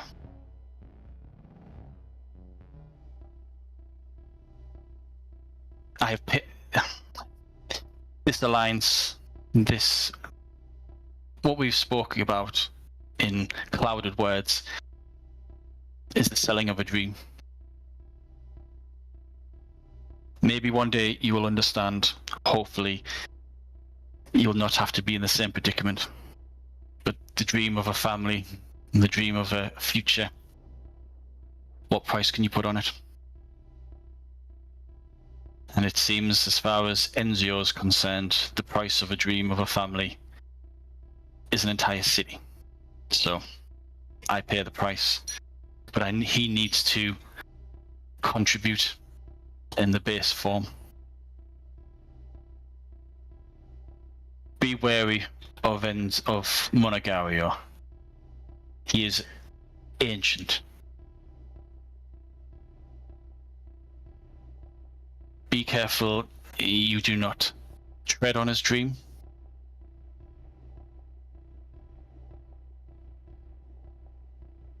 He then looks at you again and says, I understand. Oh, hello, Herb. Hello. How you doing? Yeah. Oh, yeah, down. Oh, God. You got the Duke of Milan after you. Yeah, funny. What was I saying? Yeah, he then looks at you and says, I understand from what your uncle spoke to me about today is that I understand that you and Monegario are close. Oh, he's gone. All right. My daughter was leaving. I had to say goodbye. Nope, that's fine. Right, okay. I understand that you and he are now close. That maybe an agreement has been reached between the two of you? Well, I have a dream of my own, and he's showing me how to use it, teaching me about it. If he's as ancient as you say, it sounds like I have a good mentor.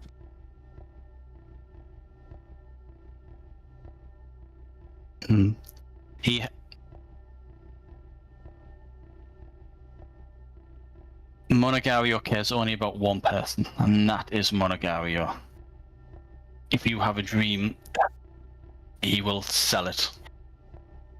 Or he will force you to sell it, just as he is forcing me to sell my dream to save my city. Be careful. Do not trust him. Anyway, many would call him the devil. And I don't think they were too far off. Okay. You mingle a bit more in that group.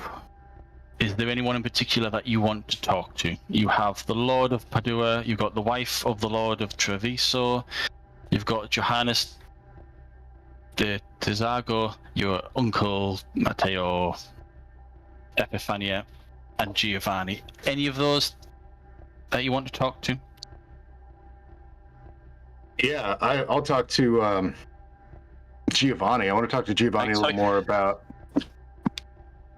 Yep, sorry, one second, the dog needs to go out. We could just take a short break, Yeah. if that feels good. Oh yeah, to that's you. probably a good idea. All right. Yeah. We'll be back in just a few minutes. Stay tuned.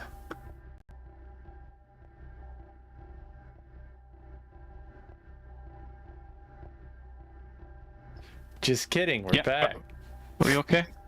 Yeah. No. Yeah. We're gonna take a short break, but I Yeah. you know, I think we've got how long are we going today?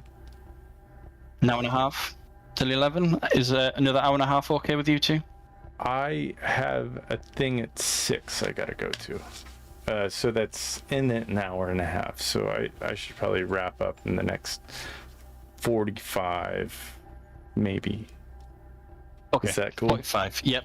That'll be enough. That's about where I'm at. Yep. We can try and get you guys on the road and Yeah. shoot off. Brilliant. Okay. Right. Giovanni, what you speak with Giovanni? What do you want to ask him? I want to ask him if he could fund my own company of 100 men.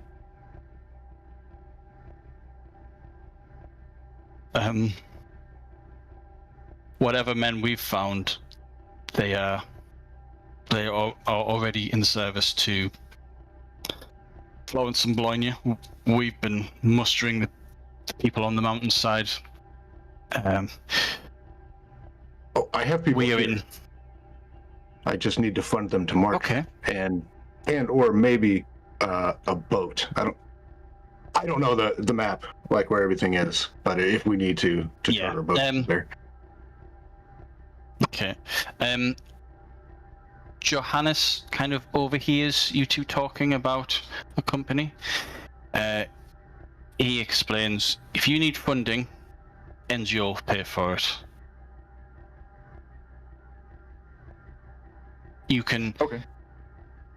I will be arranging boats to go down the coast and then up the River Po. We should get off.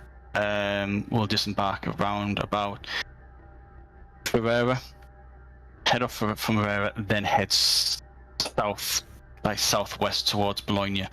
Get there in time. Meet the Duke. Home for tea.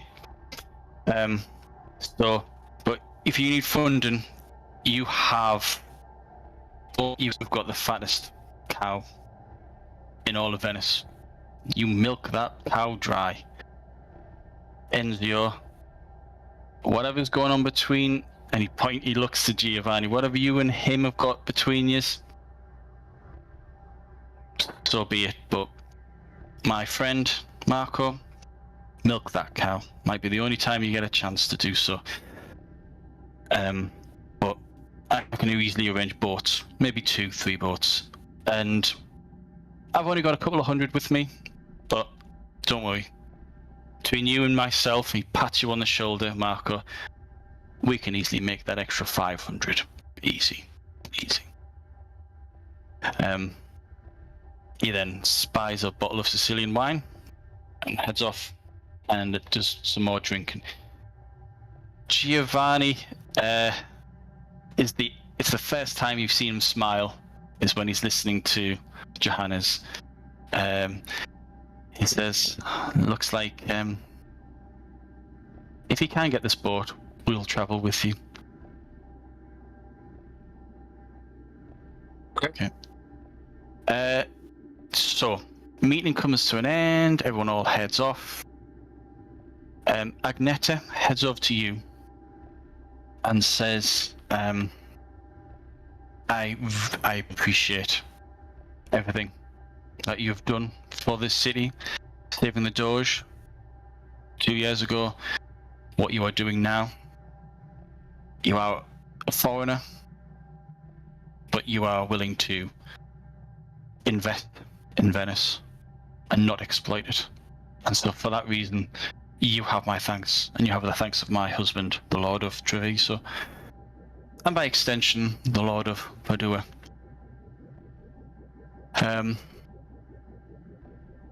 However, but as to you must understand that this is Plan B. We will not get the funding for our wall. Not like this. We will get it somewhere else. But if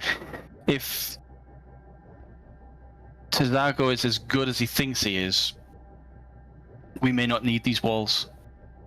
However, I appreciate it may be a bit of a imposition considering what seems to be going on with you and your cousin and Enzio. Who is this Monogario? But it's enough. It's a name I'm not familiar with, but so many things go on in Venice that I am unfamiliar with. However, it may seem like an imposition, but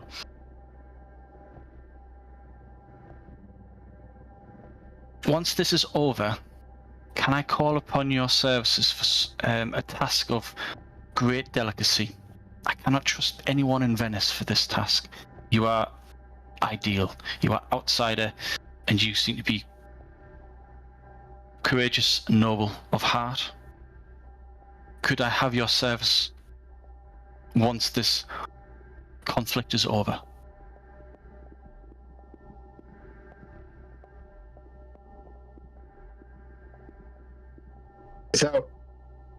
Without knowing the details of what you'd require, I can't make that promise. But I can promise you that I will certainly meet with you. That is all I need. I thank you so much. Okay.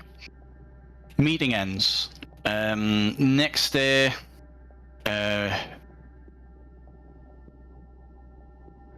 Dorcas, you're woken up. You might have a hangover. You may not have a hangover, depending on how well you wanted to celebrate your initiation into the fencing school. Or yeah, Dorcas doesn't really drink. I think Dorcas would have been concerned about that guy that he handed his ass to him a little bit, and would have checked in on him and said, "You did a real good job, sir." No, I didn't. He says. You did better than most people do. Nobody takes 3 hits from me. Oh, good God. that is some comfort. Word gets out to the fencing school that they're leaving. They're leaving later on that evening. Everyone gets all the stuff. Everything's been all packed up. Blah, blah, blah, blah. Marco, you get up early. Your uncle says to you, I think you better speak to Enzio, and if you can, get the funds so that, or the promissory note for De Tizago, because De Tizago's outside the door and is wanting the money now. I've never seen a man so, yeah. Does he sleep? I'm not sure. He's very eager to attack the Duke of Milan. But I'm on my way there first thing. Yeah. Okay. You head out. Giovanni's heading out. Everyone. The talk is that De Tizago is heading out this evening, or tonight.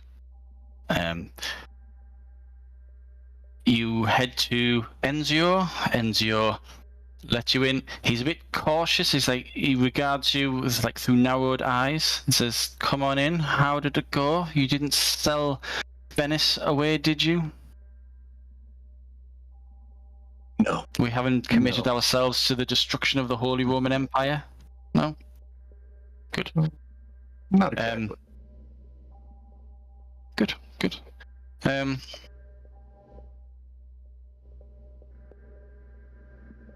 For our personal and private enterprise for this saving of Venice and Florence, of Florence and Bologna, how much is the Bank of De Medici requesting? Enough for 1,000 men. Excellent. Okay. He heads off. Promissory notes are all signed up. He hands you resources 3 in your hand. Probably enough to double your and your uncle's entire estate.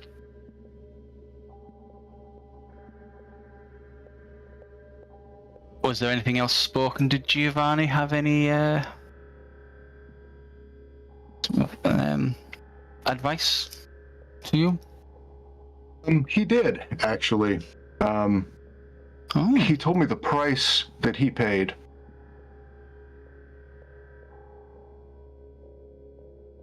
And it's honestly worth infinitely more than 1,000 men.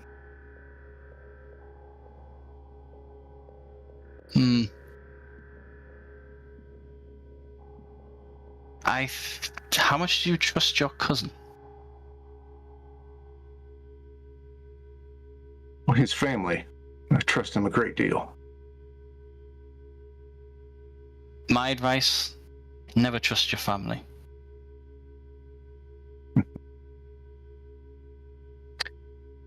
Been hearing a lot of people tell me not to trust people lately. That is some very, very good advice. Trust your gut. That's all we can do. However, I am old, he is young, and he runs he's built up a small empire, financial empire, within a matter of years. Took over his father's failing business, his enterprise, and turned it like that. He doesn't do that by being trustworthy. But I will not ask you what horrible things he has said about me. They're probably true, but yeah. I also understand that Marina is also paying for the other half. Yes. Keep, if you can, well, she can look after herself, but if you can, keep Epiphania alive. She's a lady, she has no place on the battlefield, but she will want to travel with the men. She will wish to be there to see the defeat of the Viper. But I will let you go. There is the funding. You now trade in my very name. All right. The name of my family. Okay, so you head off, you get your funding. Don't know how he's done it, but the Tizago has got his army. He's got about 200 people, including yourself, Marco, yourself, Dorcas, and the 40 to 50 people that you've got. You are still about 300 people short. If anyone raises this to his attention, says, "Oh yeah, I know the numbers, but we'll get them on the river. It's fine." Everyone along this river wants to kill the Duke, because he raped and pillaged his way across these lands a decade ago, and they don't want to see it happen again. Don't you worry about the numbers. We can muster the river poor. They're all and we will. Fishermen and farmers. When people kind of like leans in and says, "Well, Giovanni didn't ask for 500 professional soldiers, now did he? We just need men with arms, and we will get there." I'm not trying to say that I'm cutting a fast one here. Trust me. When you know that the livelihood of you, your children, your wife, your daughters, your uncles, you will fight 3 times harder than a man who's just simply been paid to turn up on a battlefield? Who would you rather have beside you? Someone who would turn sword at a better price, or someone who would sacrifice their life to keep you and the man on your other side alive? I'm only after the spirit of people. It is the spirit of people that wins war, especially when both sides of the conflict are all sellswords. Trust me, I know the soldiers the Duke has, and they're just there for the money.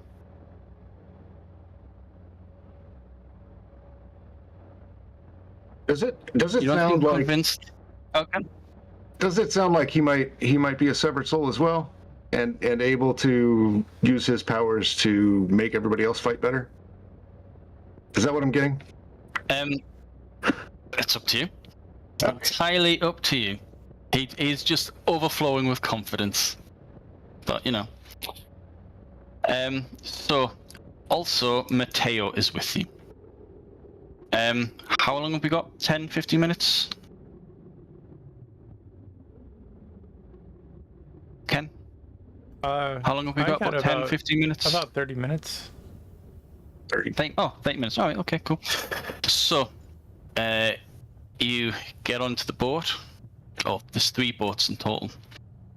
There's like 70 on each boat. Are we still plenty of space for more? Are we still? Should Marcus and I talk before? Yeah. Sorry. Yeah, go ahead. No, that's fine. I wasn't sure how long we had. So, Marco. you're still in Venice then. Go ahead. Marco, how'd you do? Oh, we did good. We got fully funded for more than we.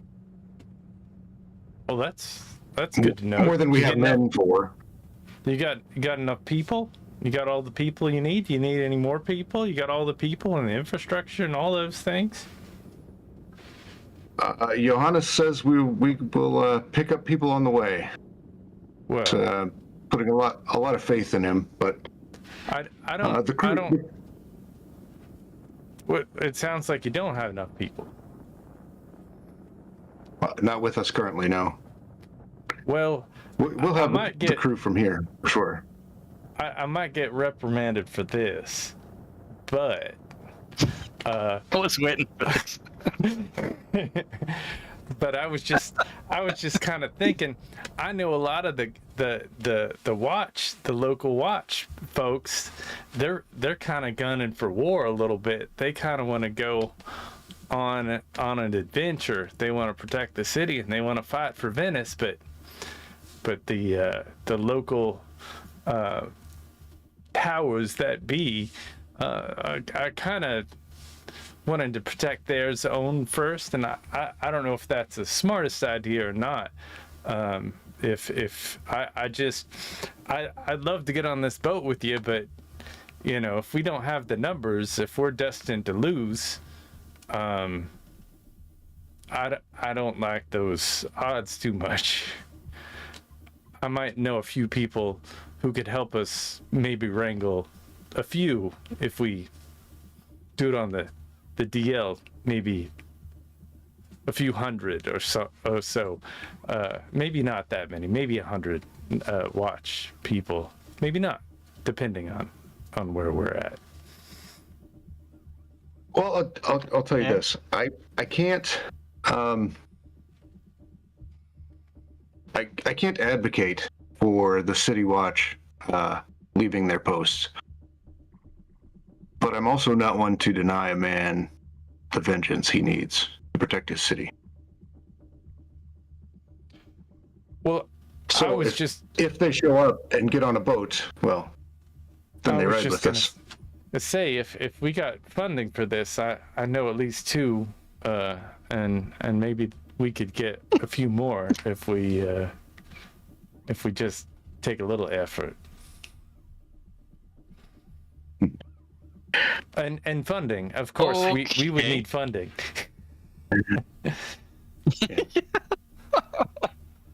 Right. Okay. You have a day, then, really, and well, lots of limitless resources, but you've got at least Monegario and Marinus have written out lots and lots of promissory notes. So you guys have got lots of funding. If you want to head out and start recruiting people. Well, I would just go to 2 people. I would go to Luigi and Alfredo, and I would say, you got to keep this kind of hush, fellas, but maybe you're leaving for war, aren't you? Huh? Yeah, I'm going to war. You're leaving for war, aren't you? We got to protect our investment in Venice. You know, we got to protect our city, and I know some of. Yeah, no, Docs. We've been waiting. We've been waiting for 2 days for you to come and tell us. I mean, you vanished. I know your place bent down, but you just up and vanished. Yes, and then they kind of like one of them heads off, and about 30 minutes later, all of your followers, there's like 10, 15 people that work with you in the San Polo Sicieri and 1 or 2 of the other Sicieris. They say, yeah, right, if you go to war, we go to war. Oh, well, all right, thank you very much. Let's go to war. Everybody call in sick, right? Hold on, before our conversation was over, I did want to mention or ask you, do you think it's possible that your friend Aguina, is it possible for you to talk to her and maybe speed up the ships? You think she could do something like that? Well, I only have a favor or 2 for that. Do you think that would make a difference in the scope of the war? Out of character, it would take you about a week to find her. Oh, okay. A week to get there, and then a week to get I would back. probably say, you know, she doesn't come right away. You got to kind of wait for her. Okay. She got to put on her skin. Okay. She got to put on her face. She got to get cleaned up. Literally, and a body. Yeah. She needs a body. Okay, So if you... One last thing. I just want to stop. Then. Oh. I just want to stop by Federico Fuscari. The guy that was friends with Giro also. Yeah. Francesco Foscari. Francesco. The lines. Yeah. I assume we've kept some kind of relationship over the last 2 years, but I do want to stop by and ask him if he intends to go. I'm part of a delegate to the Muslim Empire to the east. I can't. I'm stuck behind a desk. I would like to fight, but and he's been sincere. You can see he doesn't say it, but you can see the weight of responsibility from his parents from that time when you had dinner with them. You can feel he is just under so much pressure. For family comes first. You serve the family. You serve the family by doing what you're told. And you can tell he wants to go to war. But oh yeah, sorry, my friend, I cannot. Well, if you could spread the word to the others, Roberto, Giro, Iago, I'll name off a few other people that we know. Yeah. The ships are leaving first thing in the morning. What ships? Our ships. We're not going to war though. Why is? Yeah. You've got ships. They're technically Johannes's ships, and my company will ride with him.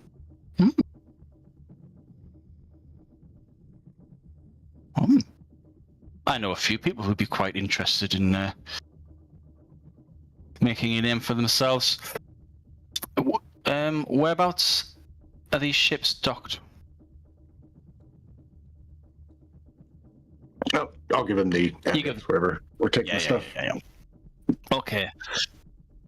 So, numbers-wise, so Dorcas, there's you, and we'll say 15 other people. So you have a small company of about 15 people. I also wanted to all talk from to the City Watch.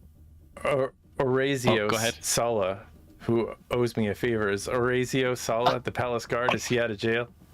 Yeah. Oh, okay. I'm gonna encourage him to join us too. Does that make 16? I can't.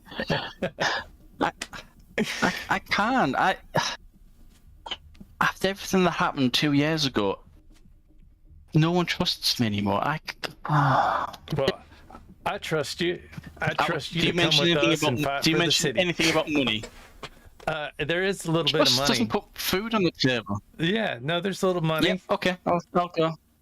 If you know if any of your friends might want to come too. Oh no.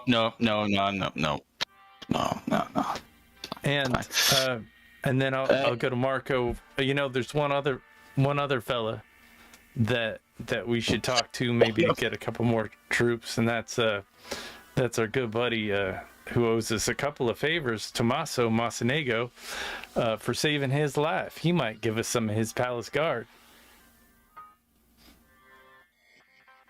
What do you think? Right.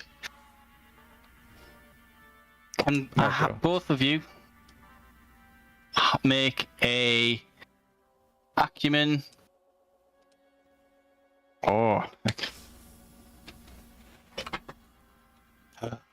This is good. Right. Acumen. Charm. Bureaucracy. Government. Oh. I don't think either of you have any of. I don't think you have bureaucracy. No. I've got a bureaucracy if you do, 1. Right. Okay. I'm going to give you +5 for the roll. So roll your acumen and bureaucracy. Roll acumen, keep bureaucracy, and if you've got anything in government, add that, and also add +5 to the roll. Well, I don't have anything in bureaucracy, so that's not me. Well, you can roll acumen. You can still roll acumen. Just roll it. You need 10s. Yeah. All right. Let's see here. I got a grand total of 0 10s. Okay. Yeah. No, that's fine. I got an 18 total. 18 total. Okay. Right. Tommaso Mocenigo is really high up in the government. He would have no doubt have been involved in the conversations that told Giovanni and Epiphania to pay more.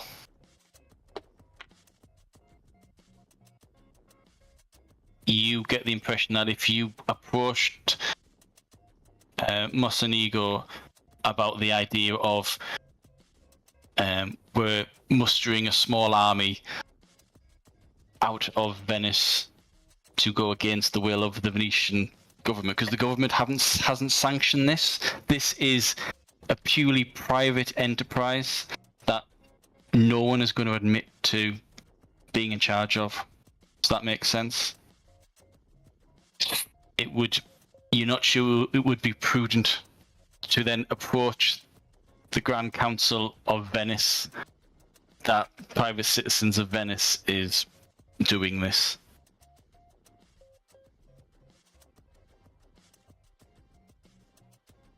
That doesn't necessarily stop you from doing it.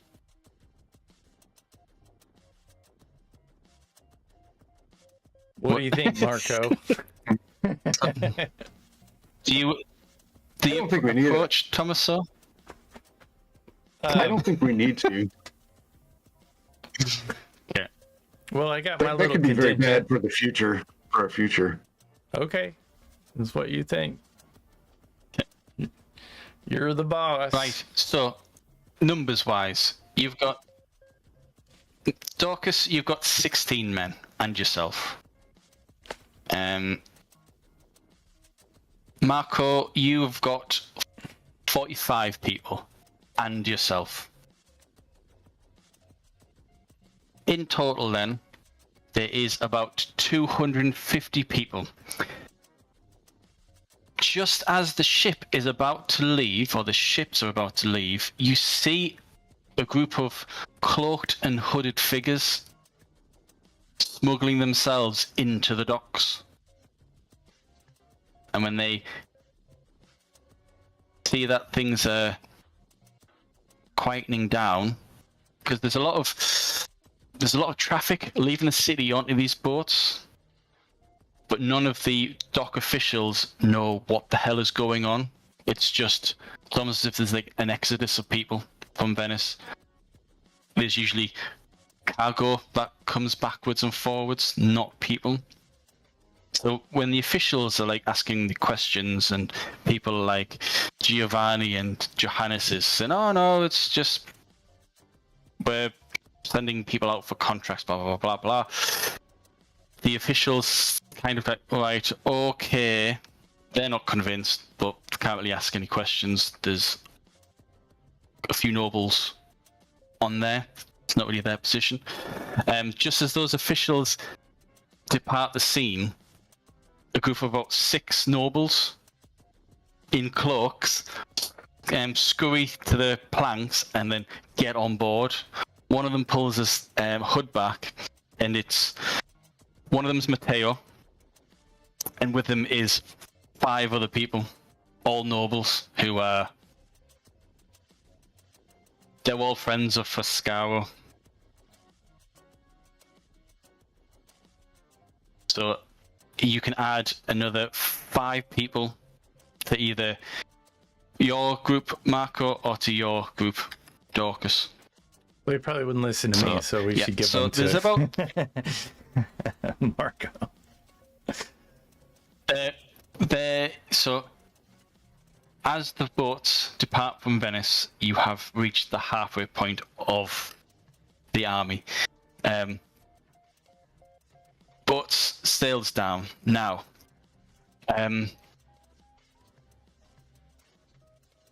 It's almost as soon as the sun rises.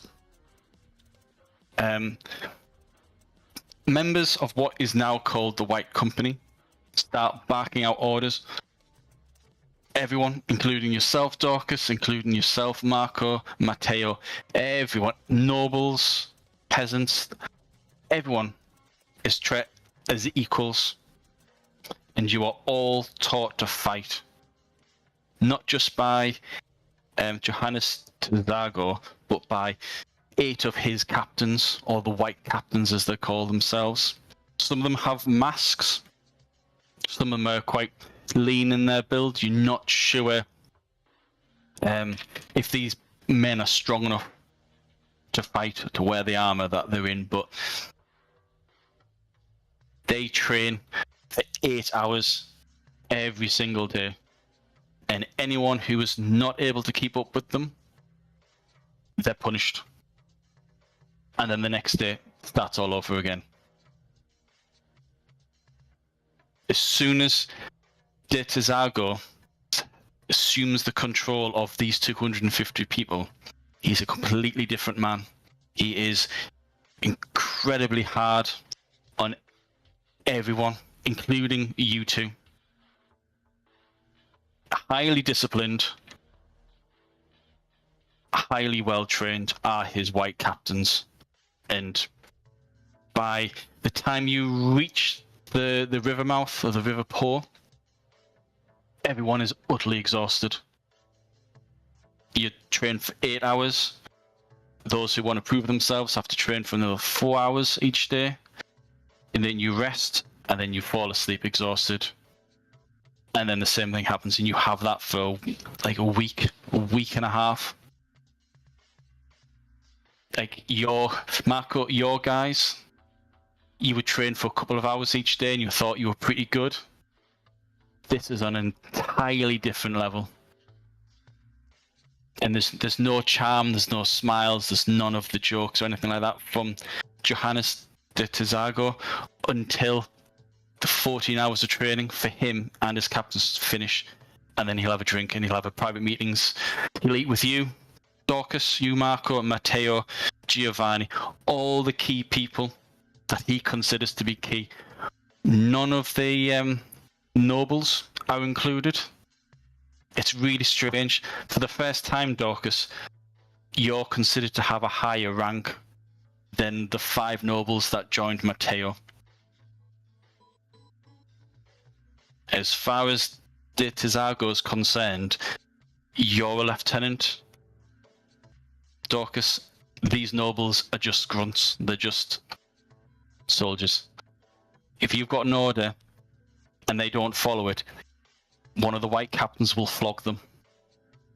So as far as he's concerned, everyone in his white company are equals, except the white captains themselves. So, you get to the Liverpool.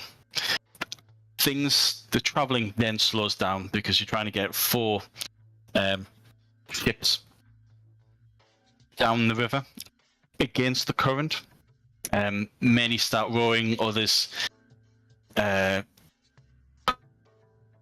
start using the sails to try and push themselves up the river, but the journey begins to slow down. And about day 13, day 14, de Tizago starts getting off the ship with you guys, and at each town and each village, he goes out and starts spreading the word that the White Company has returned. People in this area seem to know what the White Company is. And it seems to have been an army or company that fought against Milan 10 years ago. And soon as people start hearing the name, the White Company, men, fathers, old men, young men, all start reconsidering their lives. And in each town he picks up like 20, 30 people to join him. And these are all veterans from the last war. So they were peasants and farmers and fishermen from 10 years ago.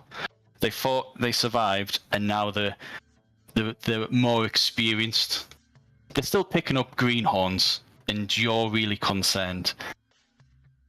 Marco, do you do anything with these concerns when you see people who don't even know how to hold a stick properly?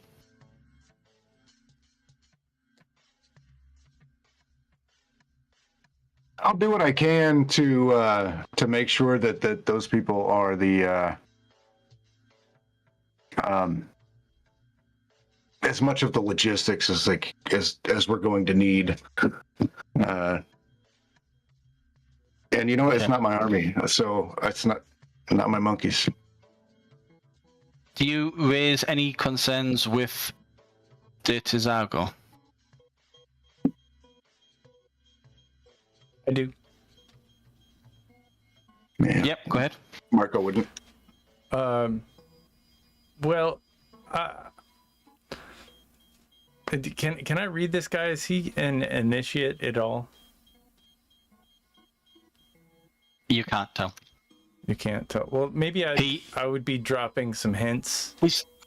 Not like just if I ever see him at practice or whatever, just here and there. It's some strange stuff comes and goes sometimes. Do you ever see anything like that, sir? Like what? I don't know. It's just are you a mystical man? Oh no, I'm a God-fearing man. Yeah. Well, I've been warned that the Duke of the Viper. What is his name? The Duke of Milan. Gian Visconti. Gian. I've been warned that he might use some underhanded tactics like poison and snakes, and we should be aware of snakes when we're fighting him. Are you the one they called the Bull? El Toro. They call me the El Toro. Well, El Toro, I hear that when you find a nest of vipers slithering all across the ground, nothing scares them more than the trampling hooves of a bull. When the Duke and his slithering snakes arrive, I will make sure you're beside me for you to trample them. I'll do my best, sir. Good. I also hear you're very good with a mace. I'm also good with the table. You just point me in the right direction. I'll carry that table. I'll run right through them.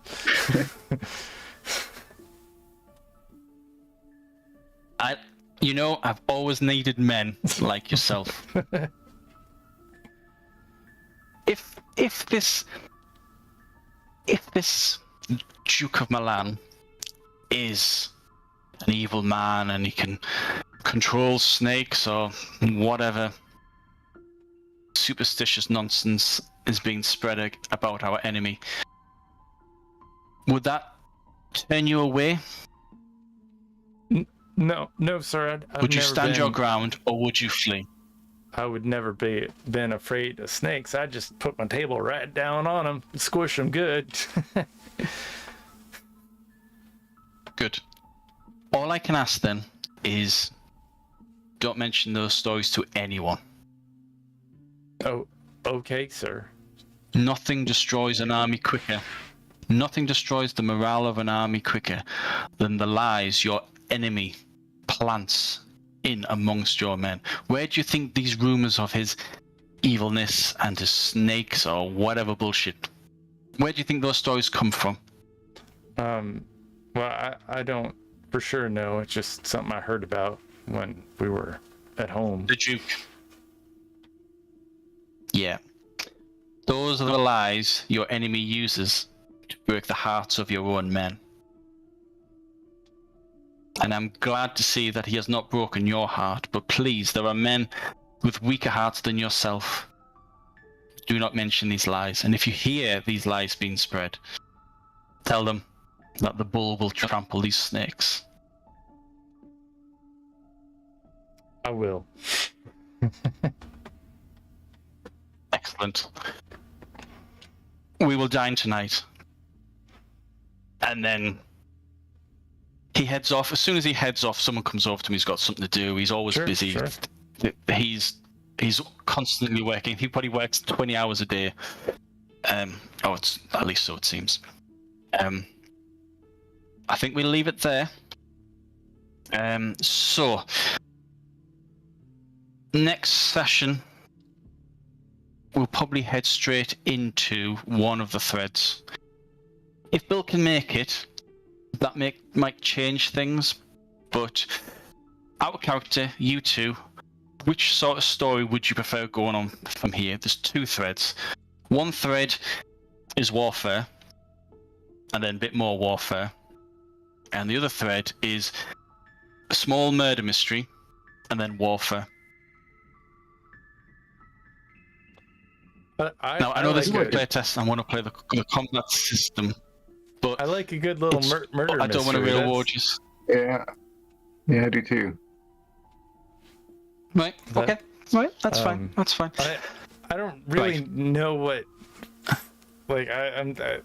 Doc is he's good at fighting like one person, but he's not a war person. Who knows? Who knows how that's gonna work out? But yeah, investigating a murder, that's like right where I am. Okay. Right, Yeah, no and I problem. Right, no. Like I said, you're play testing what you're writing, right? So I'm here to play all of it. Whatever Sure. you got. Let's go for it. Cool. No problem then. No problem. Right. Well, guys, thank you very much. It was a bit of a slow one, but it's all about getting the story going. But hopefully, now that we have the story going, we can just keep with the momentum and then blitz through the next 3 or 4 sessions, and then complete the first story of the Twin Vipers trilogy. Sounds good. Yeah, sounds good. Look forward to it. Cool. You've been watching Brilliant. the Right. Geeky Gamer podcast featuring Ken Miller and John. We do have a Patreon and a coffee. You know what those things are. And you do the same thing that I do. Probably, which is ignore that. All lowercase letters, Mr. Interrupt, bring us some music. Couchfire Media is production. Tuaribile Productions. Where are they?